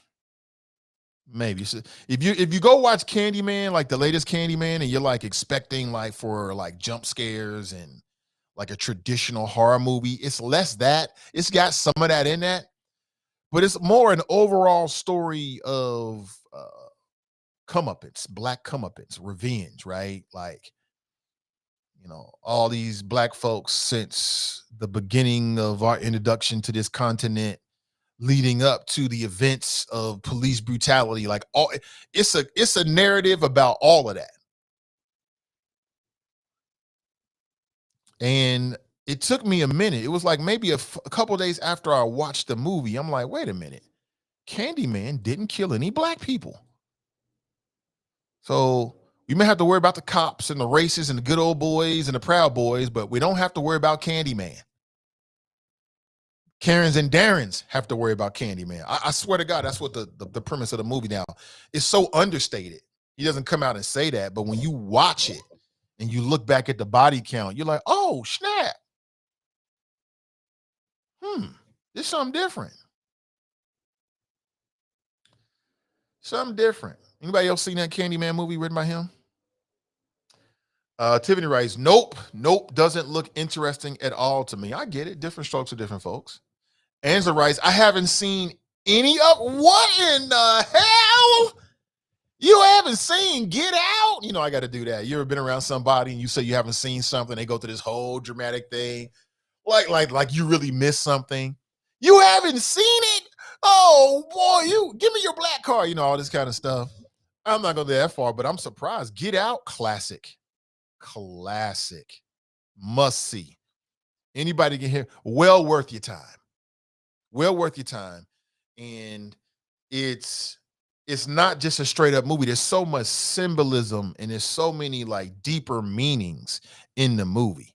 So once you go see the movie, what I recommend you do is go on YouTube and go to some of these. They got whole channels that's dedicated to like uncovering Easter eggs and the deeper meaning in movies. Go check that out. One of my favorite channels for that, and I might hit you on game on this, is a channel called New Rock Stars. It's on YouTube. If you like those kind of like Easter egg, spoiler, anything MCU, sci-fi, anything like that, go check them out. They do a great job. There's probably others, but that's just one that I go to a lot. Man, that movie is super deep. And it's great commentary about the world that we live in, right? You might have to watch it twice. Because when I watched it the second time, I was like, oh, snap, I missed that.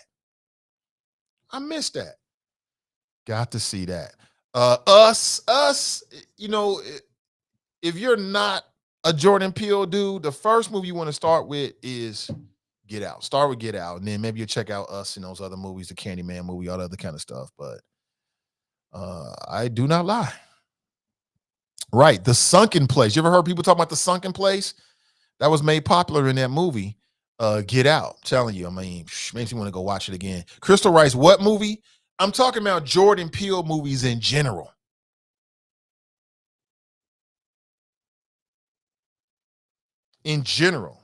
Because there's a new Jordan Peele movie coming out on the 22nd, and my daughter and I, matter of fact, let's make sure we get our tickets. As soon as they go on sale, we're going to be there the first day. She and I love Jordan Peele. That's our thing. Okay, not this Friday, but next Friday. I'll be there. Was Lovecraft Country a Jordan Peele production? I do not know. I'm not sure about Lovecraft Country. I heard great things about it, though. Can't wait to see Nope. See, that's my people right there. Daryl writes, Get Out is Drop's autobiographical documentary. So that's funny. I'm telling you, Angela, I think if you see that movie, I'd be very interested in hearing what you say about it.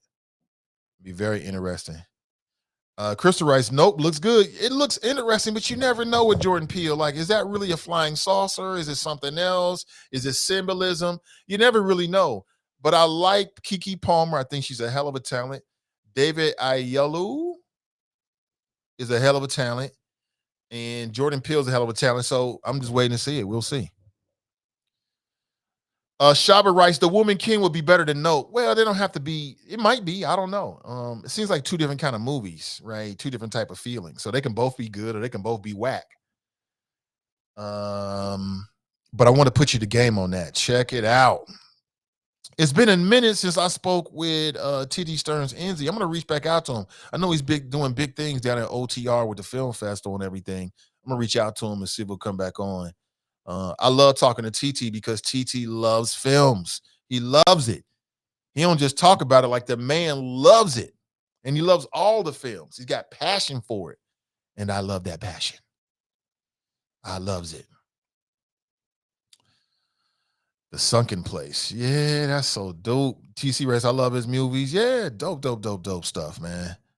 I agree. And anything that produced by Blumhouse, I'm watching. Blumhouse is dope too. Absolutely. Once Dr. Omar did a breakdown, I was skeptical. Dr. Umar is a supremely intelligent man, but I would see it for myself. Go see it for yourself. And I don't even know what he said. I kind of vaguely remember that. don't know. The new Resident Evil. Okay, it's new Resident Evil. Oh, okay. I didn't know that. Comes out on Netflix. Huh. Yeah, I remember that was first a thing when it first came out. Okay, so that's what's on my radar screen. That's about it. You know what I'm saying? I got the Thor out the way. Had to do that. That's obligatory. You already know Black Panther will be in the house the first night. Nope, I'll be there just in studio or in theater next Friday. We'll be there on Friday, probably during the day. We'll go up there. Matter of fact, I think she works on Friday. Well, I'll get with Medium Buddha. We'll figure it all out. But matter of fact, let me see if I can find some imagery for you. It looks very interesting.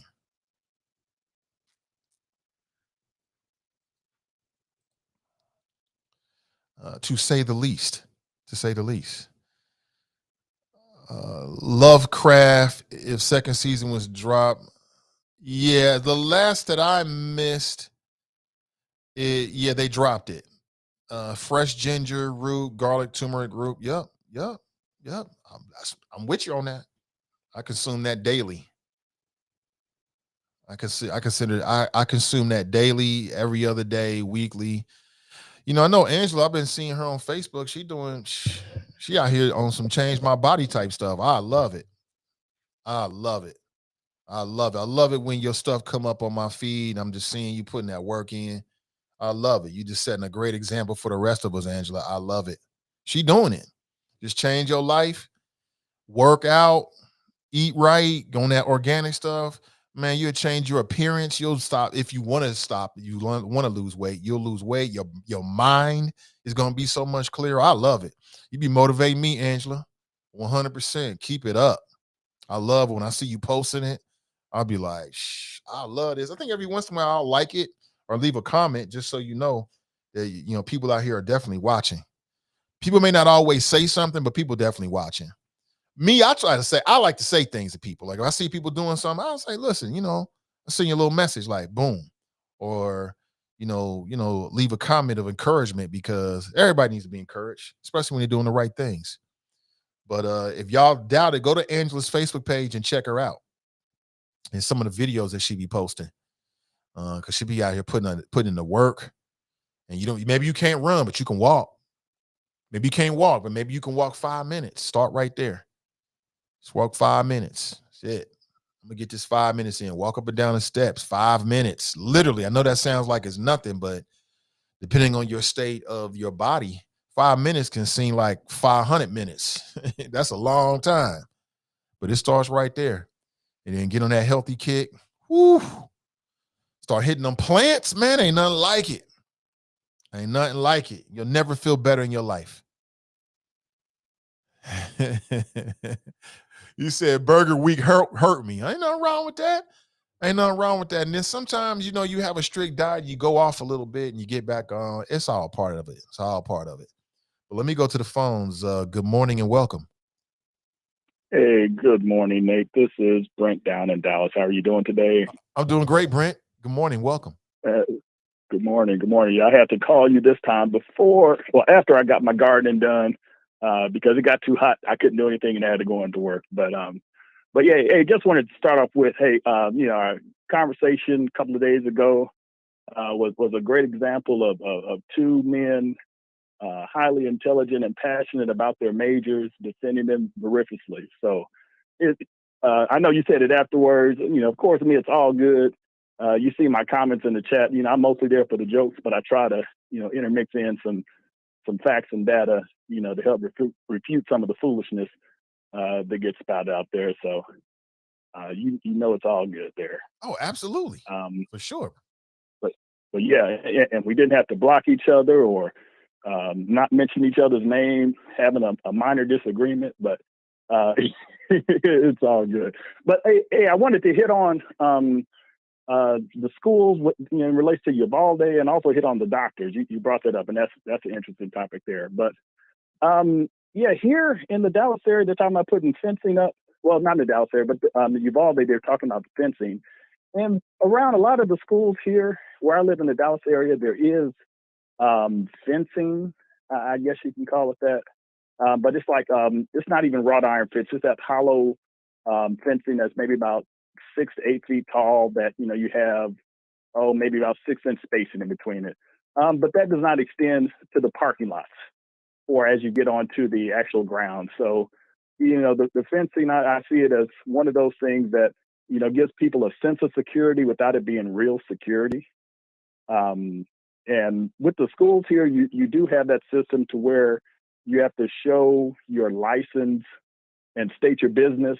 Then they'll open the external doors, and then they'll print you out a name tag, take your license, everything, and then buzz you through another set of doors. But like you said, it's just glass, and it's not bulletproof glass or anything like that. So you could have something, strapped to your back or underneath your whatever you're wearing, and get in the schools, unfortunately.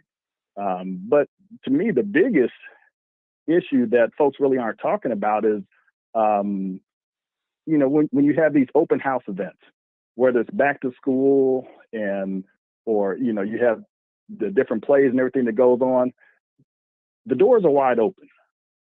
You have children and you have parents there all throughout the hallways, walking around anywhere. There is no, you don't have to ID yourself, anything like that. So, my concern is that some nut, recognizing that and then going in and causing havoc that way. Because, yes, you can, carry here, but if your intent is not to survive and you just want to cause as much damage as you want to, with AR-15s that people routinely walk around strapped to their back, at different events and everything, not just out in regular life. I haven't seen any of that, but, I have seen people with guns on their hips. That's normal. That's routine. But yeah, I think you said it there that, or someone made a comment that people value that Second Amendment more than they value their children and grandchildren, which is, totally and completely pathetic. But yeah, and your last thing, dealing with experience with doctors in the Dallas area, man, we have been fortunate enough that every single one of our doctors, with the exception of my gastro doctor for the for a colonoscopy I had. Yeah, I'm almost 50, so had to get that taken care of. But they're Black and they're relatable. So I haven't had the negative experience that you had, but I've had negative experiences with an Indian doctor who was so robotic and didn't have any bedside manner that I told the doctor that referred me, I'm like, don't you ever send me back to your colleague. And he was like, note taken. And he never did. But, the great thing with technology and having discussions with your doctor is the hospitals and these facilities messed up when they gave out free Wi-Fi. My son was in the hospital and they couldn't figure out what was going on. And I had my work laptop with me, and they kept coming back every couple hours. Well, it's this, or it could be this. And I'm looking up the diagnosis and, looked up the symptoms. And I'm like, well, he doesn't have symptom A, B, and C. And they did it 3 times, and then they stopped coming in for about 4 hours because his temperature would spike 105 and go down. It was just crazy. And then one doctor came in, looked at my son, and said it was, this syndrome. And I was like, well, hold on. Well, what are the symptoms? And my son had the symptoms. And then the younger Black doctor, he was actually in his residency, for finishing up his residency. He came in there and said, yeah, we stopped coming in here because we saw you had your laptop. And I was like, hey, I have no problem with that. Don't try to give me a diagnosis that blatant, with a basic Google search, you can see that it's not. I'd rather you say you don't know and that you are looking into it. So yeah. And then I had another instance with the doctor came in after surgery and didn't say anything. And it looked like he was lunging towards my stomach area. And I grabbed his hand and I'm like, what in the world are you doing? He was like, oh, I'm checking the incision. I'm like, well, you need to announce yourself and let me know what you're doing, because I was in a ton of pain at the time. So yeah, Nate, I definitely feel you on the doctors and nurses, and some of them, some of them are good, some of them are bad, but from my experience, the experiences with the Black doctors here in the Dallas area, they've all been good. So, but that's all I got. I got to get in here and get ready for work, and it's already, oh goodness, it's already 87 degrees here. So it's gonna be another scorcher, Nate. Hey, I'm just curious. Good to talk to you, my brother. Hey, Brent, Yes, real quick, man. I'm just curious, like, Yeah, how hot does it get down there on average during the summertime? this summer has been crazier, but right now we'll have, oh goodness, like 5 or 6 consecutive days above 100 degrees. It's only supposed to get 97, 98 tomorrow, but then it's 102, 103. And that's a little bit out of the norm. It normally doesn't get this hot until you really hit August and early September. But when I moved here 10 years ago, they had over 100 days of 100 plus temperatures that year, which is just brutal. You know, it's brutal on the AC. And my neighbors across the street had to get both of their units replaced. So it's unforgiving. And one day last week it was 106 with a heat index of 123. So, you know, I feel for the people, you know, the construction workers and the roofers, people still building roofs and houses and they pour concrete here. They don't do asphalt because the heat will make the asphalt melt. So this has been a hotter than normal summer. But yeah, so it's crazy. It is crazy. So you go from air conditioned house to an air conditioned car to an air conditioned place of business or store, and there's no lollygagging or having idle chit chat conversations. You just keep it moving. All right, brother. Appreciate you, man. Have a great day. All right, you too. Yep, most def. That's Brent checking in from Dallas. It's all love, man. It's all love. I never take it too. I always take it seriously, but I don't take it to heart. You know, nobody's always right. Nobody's always wrong. We all bring something to the conversation. You know what I'm saying? You know, this is a marketplace of ideas on some levels. That's what a good talk show would be. And so, you know, sometimes, like I said, what people have to understand about me, if you don't already know it, is that's just me. You know, this is my hip hop. You know, this is how I express myself. You know, I'm a creative artist, but people call it talk radio, but I'm still a creative artist. And grew up in the hip hop era. And so my stage, my mic presence is just that. It's brash. That's just how I am. It is what it is. You catch me away from the mic, I've had people say, "Oh, it's like two different people. You can be so quiet." Yeah, I mean, I'm a very cerebral dude. And after talking for 2, in some cases 3 hours a day, I don't always want to talk. You know what I'm saying? When you talk for a living, I'm like, damn, I'm talked out. You know what I'm saying? But so just speaking back to Brent, you know, you ain't even got to bring that up, bro. I don't have no residual feelings, whatever.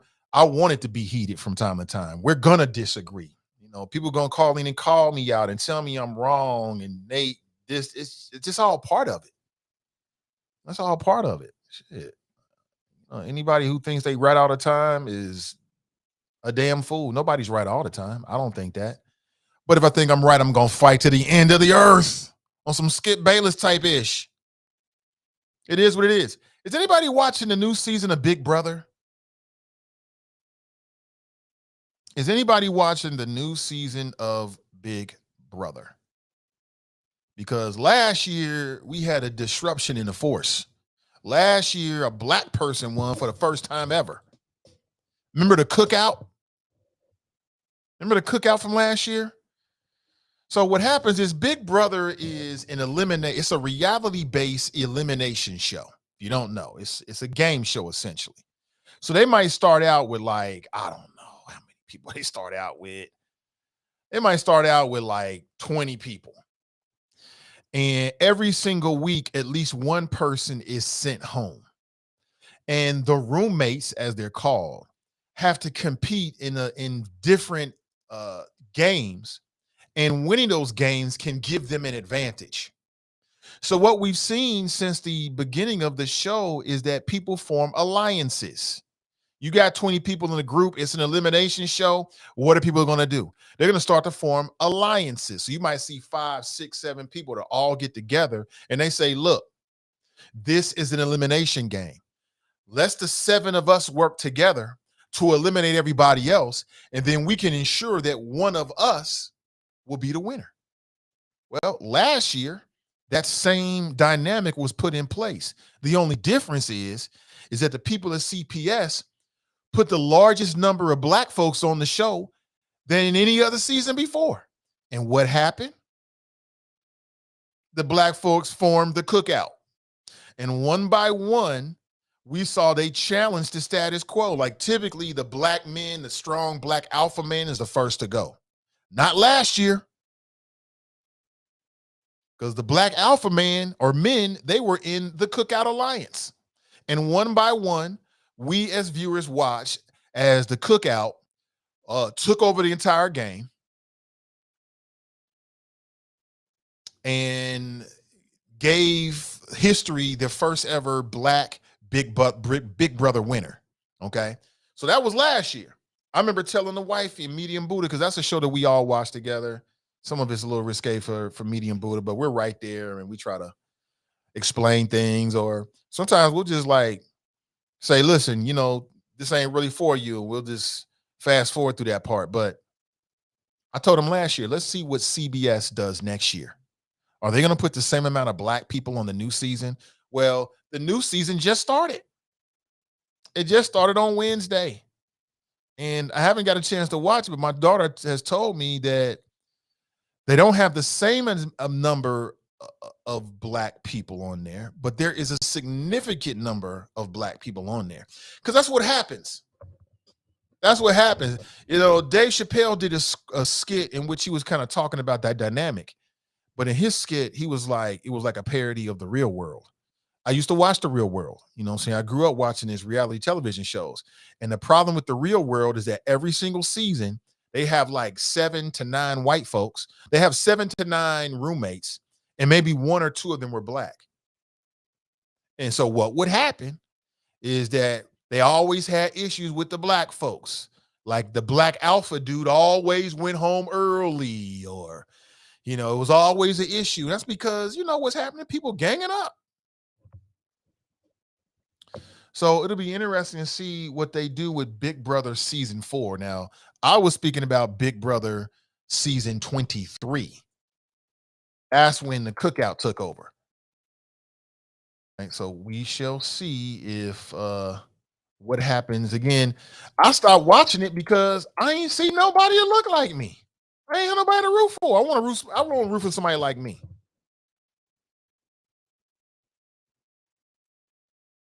I want to root for somebody like me. That's just me. The winner of Big Brother 23 was a brother named Xavier Prather. Xavier Prather. He won last year. First time ever a black man won or a black person won due to the Cookout. And I remember making a point. I'm like, see what happens when we have unity? That's what I took from it. I was like, damn, when all the black folks gang together and they stay on code and they stay on message and they have a shared goal, the goal of the Cookout was to make sure that somebody black won. And it worked. And when I looked at that, I was like, damn, if we could apply that to real life, man, that'd be something. You want to you want to know where I see unity at right now? You want to know a group of people that display a lot of unity right now? And that is the Republican Party. Them mofos, by and large, stay on code from the local to the state to the national level. Them mofos stay on code, don't they? They stay on code for the most part. Now, what we're seeing is, with this January 6th committee, is that when people they got to testify under oath, they come clean with it. But by and large, them mofos stay on code. It's amazing how well they stay on code. From the politicians to the media outlets, they're the media acolytes. They all say the same damn thing. They all use the same language. They all stay on code all the time. We should do that. I'll keep my eye on it. It's a minor thing. It's just something that maybe is of interest to me. I thought it was quite interesting last year because, again, I started watching that crap. I ain't watching this crap no more. I want to see some representation. I never saw it.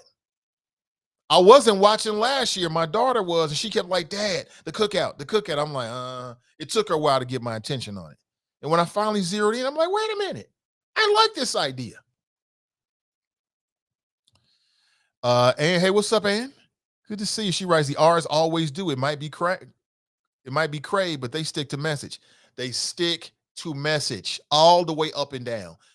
You know, you'll have an Adam Kinzinger here or there, and you'll have a Liz Cheney here or there. But by and large, even the people that are not a part of the inner circle, they get the message and stay on code all the time. Right now, you got a Republican Supreme Court justice. She getting crazy heat from inside the Republican Party because people are saying that she aligned with the Democrats when it came to the redistricting maps. Now, she just doing her job. She's just doing her job. And the one thing I learned about that January 6th, among other things, is that if Trump and his Republican minions and sympathizers and acolytes, if they could have gotten away with it, they would have tried it.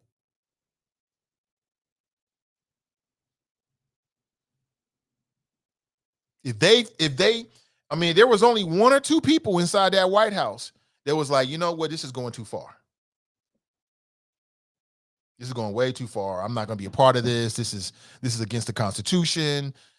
But what I'm telling you is the Republicans stay together with their messaging. They stay together with their policies. They stay together with their priorities. They stay together in terms of how they talk about Joe Biden. They all stay together. You can go to any show. You tap into it, they're using the same language. I'm just saying, I think there's a power in that. And not to take anything away from them, you know, I look at it like, damn, I wish, you know, progressives were like that. I wish black folks was like that. I wish that people that cared about truth and justice were like that.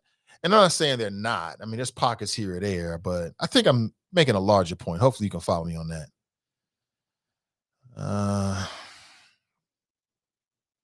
Right. Let's not get caught up with the minutia, just a major outcome. Right. We might arrive at the same conclusion, taking different paths. So let's not argue about the path. Let's just support the overall, you know, outcome. I'm with that. Staying on code, you sounding like Tariq Nasheed and his hate group.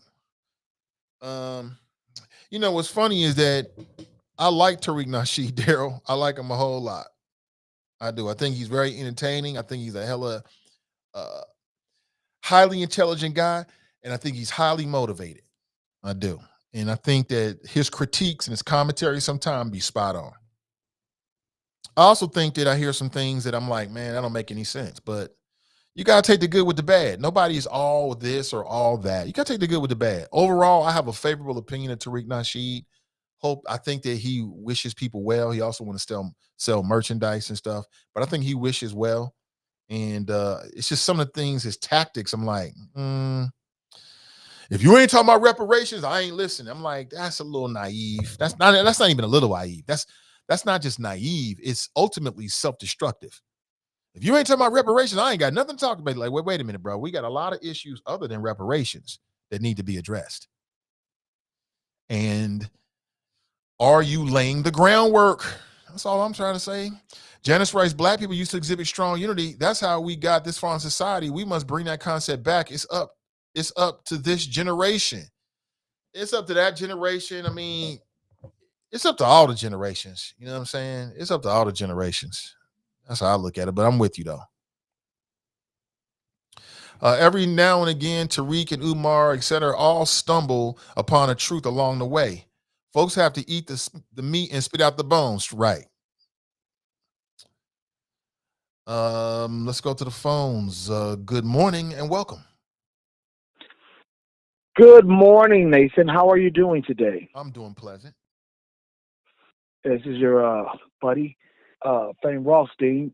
Did I just hear a black man refer to Tariq Nasheed as a hate group? You did. A black man called Tariq Nasheed a hate group. Yeah, you did. Wow. Okay.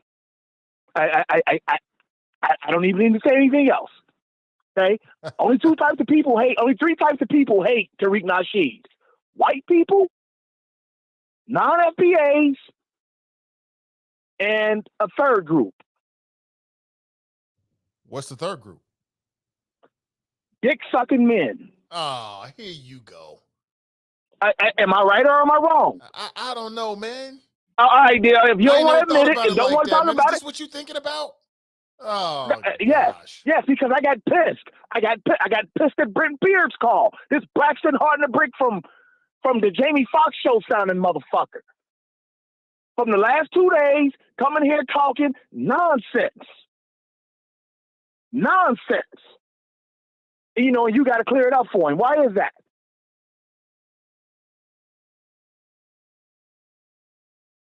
Hello? Is that a rhetorical question?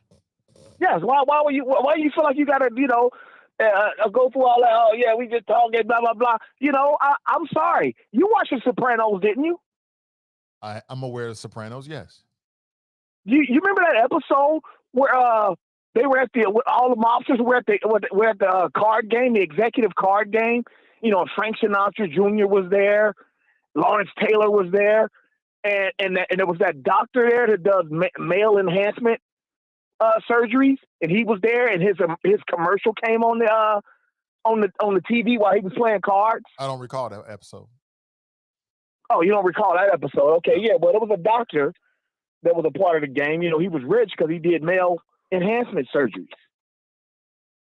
And every time Brent Beard calls, I think of him.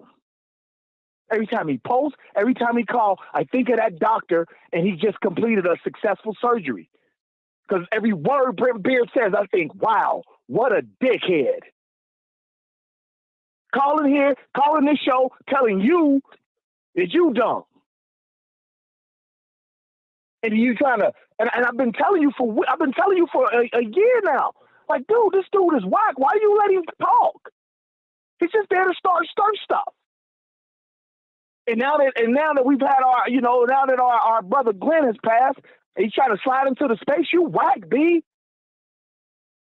He sounds. Tell me he don't sound just like Braxton on the Jamie Foxx show. Nathan, I'm telling you, you're wrong right now. You know, smarter than the wrong goofy nigga. Get out of here, man. That's the side y'all riding with? He's supposed to be a voice of hope for black people? This goofy nigga? But I digress. I just want to say I'm so glad. Can I just say one thing, brother? Because he just went No, not right now. Wait till I leave. Wait till I leave. You did that with him. I'm not going to wait till you leave. Go ahead. What you got to say, Nathan? Let's hear it. Yeah. Let's hear it. I'm about to You go have ahead. disrespected that black man. He disrespected me. You disrespected that black man, your brother. You owe him an apology. I understand. I owe him a goddamn. You owe him an apology. You need to stand on that and apologize to that black man. We can agree to disagree. You don't call this man all kind of things out his name, insulted him for no reason whatsoever. And let me say this, Fame. Let me say this, and you can't say I'm lying about this, bro. If somebody called up and said that about you, you be going all off and in your feelings because you've done it before. That's all I'm trying to say. Oh, you goddamn right I'm going to be going off and going off. I don't care. But he started with me. I'm just returning the favor. You know, these people came in the shop coming. He didn't mention you in his call. He didn't mention you at all. Oh, yeah, he did. No, he didn't. He mentioned this is past due stuff. I just been letting it slide. I said I just been letting it slide because he doesn't matter. You know, he's too whack to matter, so I'm just letting it slide. But him and the other guy been calling here ever since they started the damn pandemic, been calling, talking about me. They joined the show just to gun at me. Nobody Another chopper years ago did that. Neither one of those men have brought you up at all. Neither one. I mean, you can say that all you want. Listen, they ain't going to say it now because I done told them. You know, they ain't going to tell it now because I told them. But you ain't going to sit here and tell me that ain't the wackest caller you've had. You ain't about to sit here and tell me that in 20 goddamn years of radio, this is the talking to people. I had, man. Hearing you, it might. I'm allowed to have. I'm allowed to have a black man. I'm allowed to have a whack call. Man is the worst call. Remember, I'm allowed to have a whack call because on your Terexio station, I gave a woman an orgasm just on my voice. What the hell are you talking about? Oh, that woman didn't call in and say, that guy, he must be Denzel Washington. He's the only person that ever makes me that randy when he calls in. That didn't happen. Damn, I don't remember, Oh, you don't bro. remember that? Oh, you a gosh I darn honestly lie. don't remember. You lying. I'm Nathan, not you lying. lying. If I remembered, bro, I Okay. would just simply tell you I don't know what you're Okay. talking about. Well, you've talked about it on here before. Remember, Have I had to call in and tell everybody I wasn't Denzel Washington. They had me try to do some of his famous lines. King Kong ain't got nothing on me. Like he should have to say that he ain't prove it to prove he ain't him. Okay, maybe I do remember that, but the orgasm Okay, part, I don't remember that part. Oh, that's what she said. You know it. You've been holding on to this for 20 years. It ain't been 20 years. It was more like 15 years. 6 or 7. It was like the last year you were in commercial. Okay, so it was 6 radio. or 7 years ago then. You've been holding on to this all this time? Yes. If somebody compliments me like that, I'm going to hold on to it. What's wrong with that? Somebody tells me I'm dynamic, that dynamic of a caller, that I excite her to that point. Oh, okay. I'm going to remember that. Okay, yeah, well, remember on, brother. Yeah, you I'm owe sorry. Brent an apology. You really do. That's F-cuz. You know what I'm saying? And it's like, it is on like that. And everybody's welcome. Wow, okay. Anything else, brother? I think that might be it. Did we lose you? I think we lost him. That man is nuts. Brent didn't say nothing about him at all. He didn't say nothing about you, bro. At all. Didn't mention you.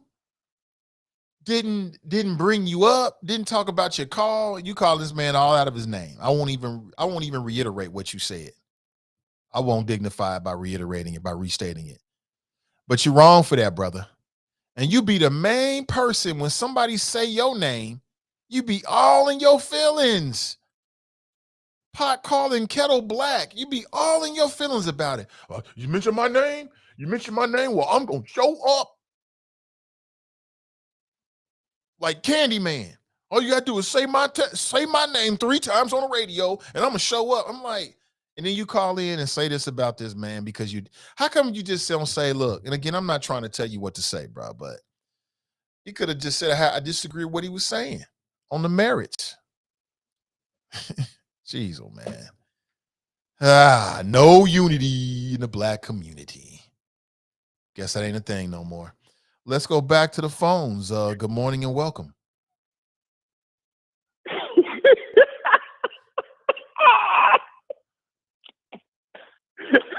Man, thanks, Payne. That's a good laugh, bro. Boy, whew. Man, I don't even know how to respond to that. Wait a minute, he went. What did he call Brent? He called him goofy. He called me gay because I didn't agree with Tariq Nasheed. Man, get out of here. Nobody care about your opinions. And in your own head, you think you're great. In your own head, in your alternative universe, you're not great. Nothing about you is great. But keep on thinking that, man. You do provide the show with a lot of relief. I mean, I got a good laugh out of that. What about you, Nate? Yeah, I mean, I thought he crossed the line there, so I wasn't happy about that. But yeah, he definitely is always great energy for the show. Yeah, man. I mean, I can't even get mad. What is there to get upset about after that? That's applause worthy. And he must have been stewing for a while because I haven't heard from him for a couple of weeks, and this was my first time calling in a couple of weeks. And he went in on Brent about when y'all are having the disagreement about political science and pseudoscience, and I mean, he must have been really saving all that up. So I guess he's feeling better. That's good. I'm glad to hear that. I'm glad to hear that you're doing well. I hope you continue to get healthy. But just calm it down a little bit, bro. Not all of us have to agree on how we see different people. If you like Tariq Nasheed and you believe in calling ICE on Black immigrants, and if you believe in having Twitter spaces with Richard Spencer to promote the Black community, and you support the grifter and his lifestyle in California, then go right ahead. You think Tariq Nasheed's a grifter? Yeah, I do. Most definitely. Most definitely. He's a grifter. He is a grifter because, I mean, I was in a space last night with him and Luke, and they talk about tangibles, and when you press them, what do tangibles look like? He's like, I want my check. I want my reparations check. Nate, you know, by being a political science major, that who's going to cut this? Let's start with this basic question. First of all, who's going to pay out the reparations?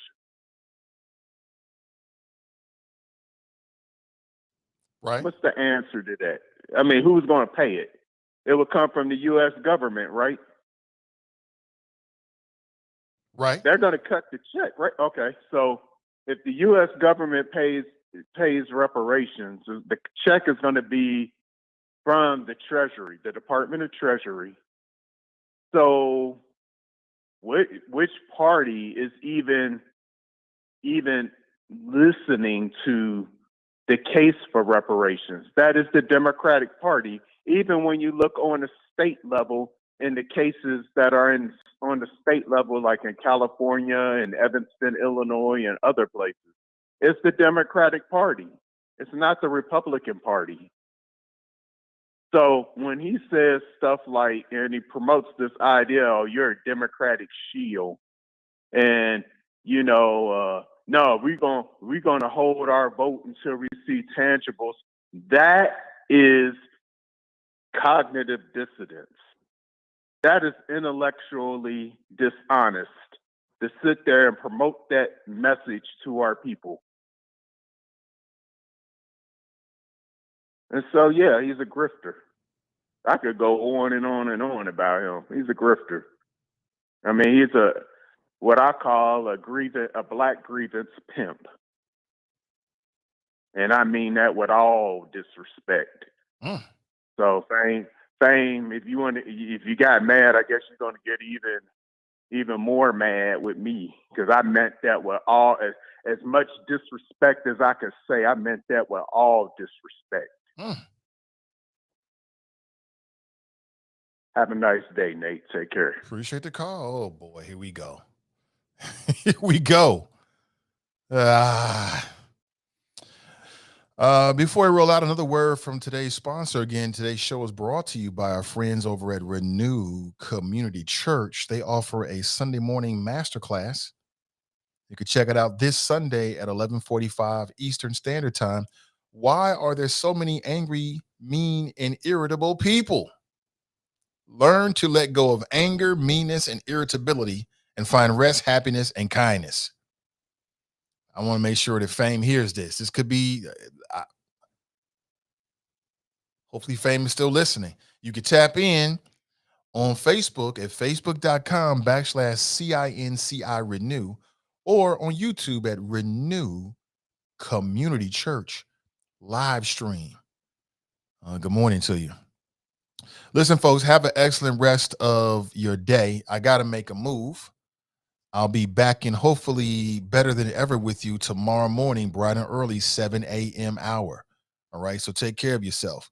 Until next time, well, we remember our motto. Let's say it together. Winners focus on winning, and losers focus on winners.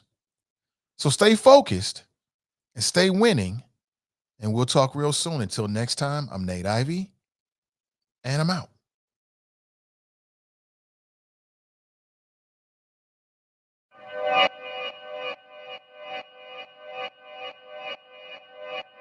Yeah. Talking to my mirror like I love you so much. Curving on my critics like I heard you, so what? You can't kill my confidence, I think I'm the man. Tally all the I ever gave on my head.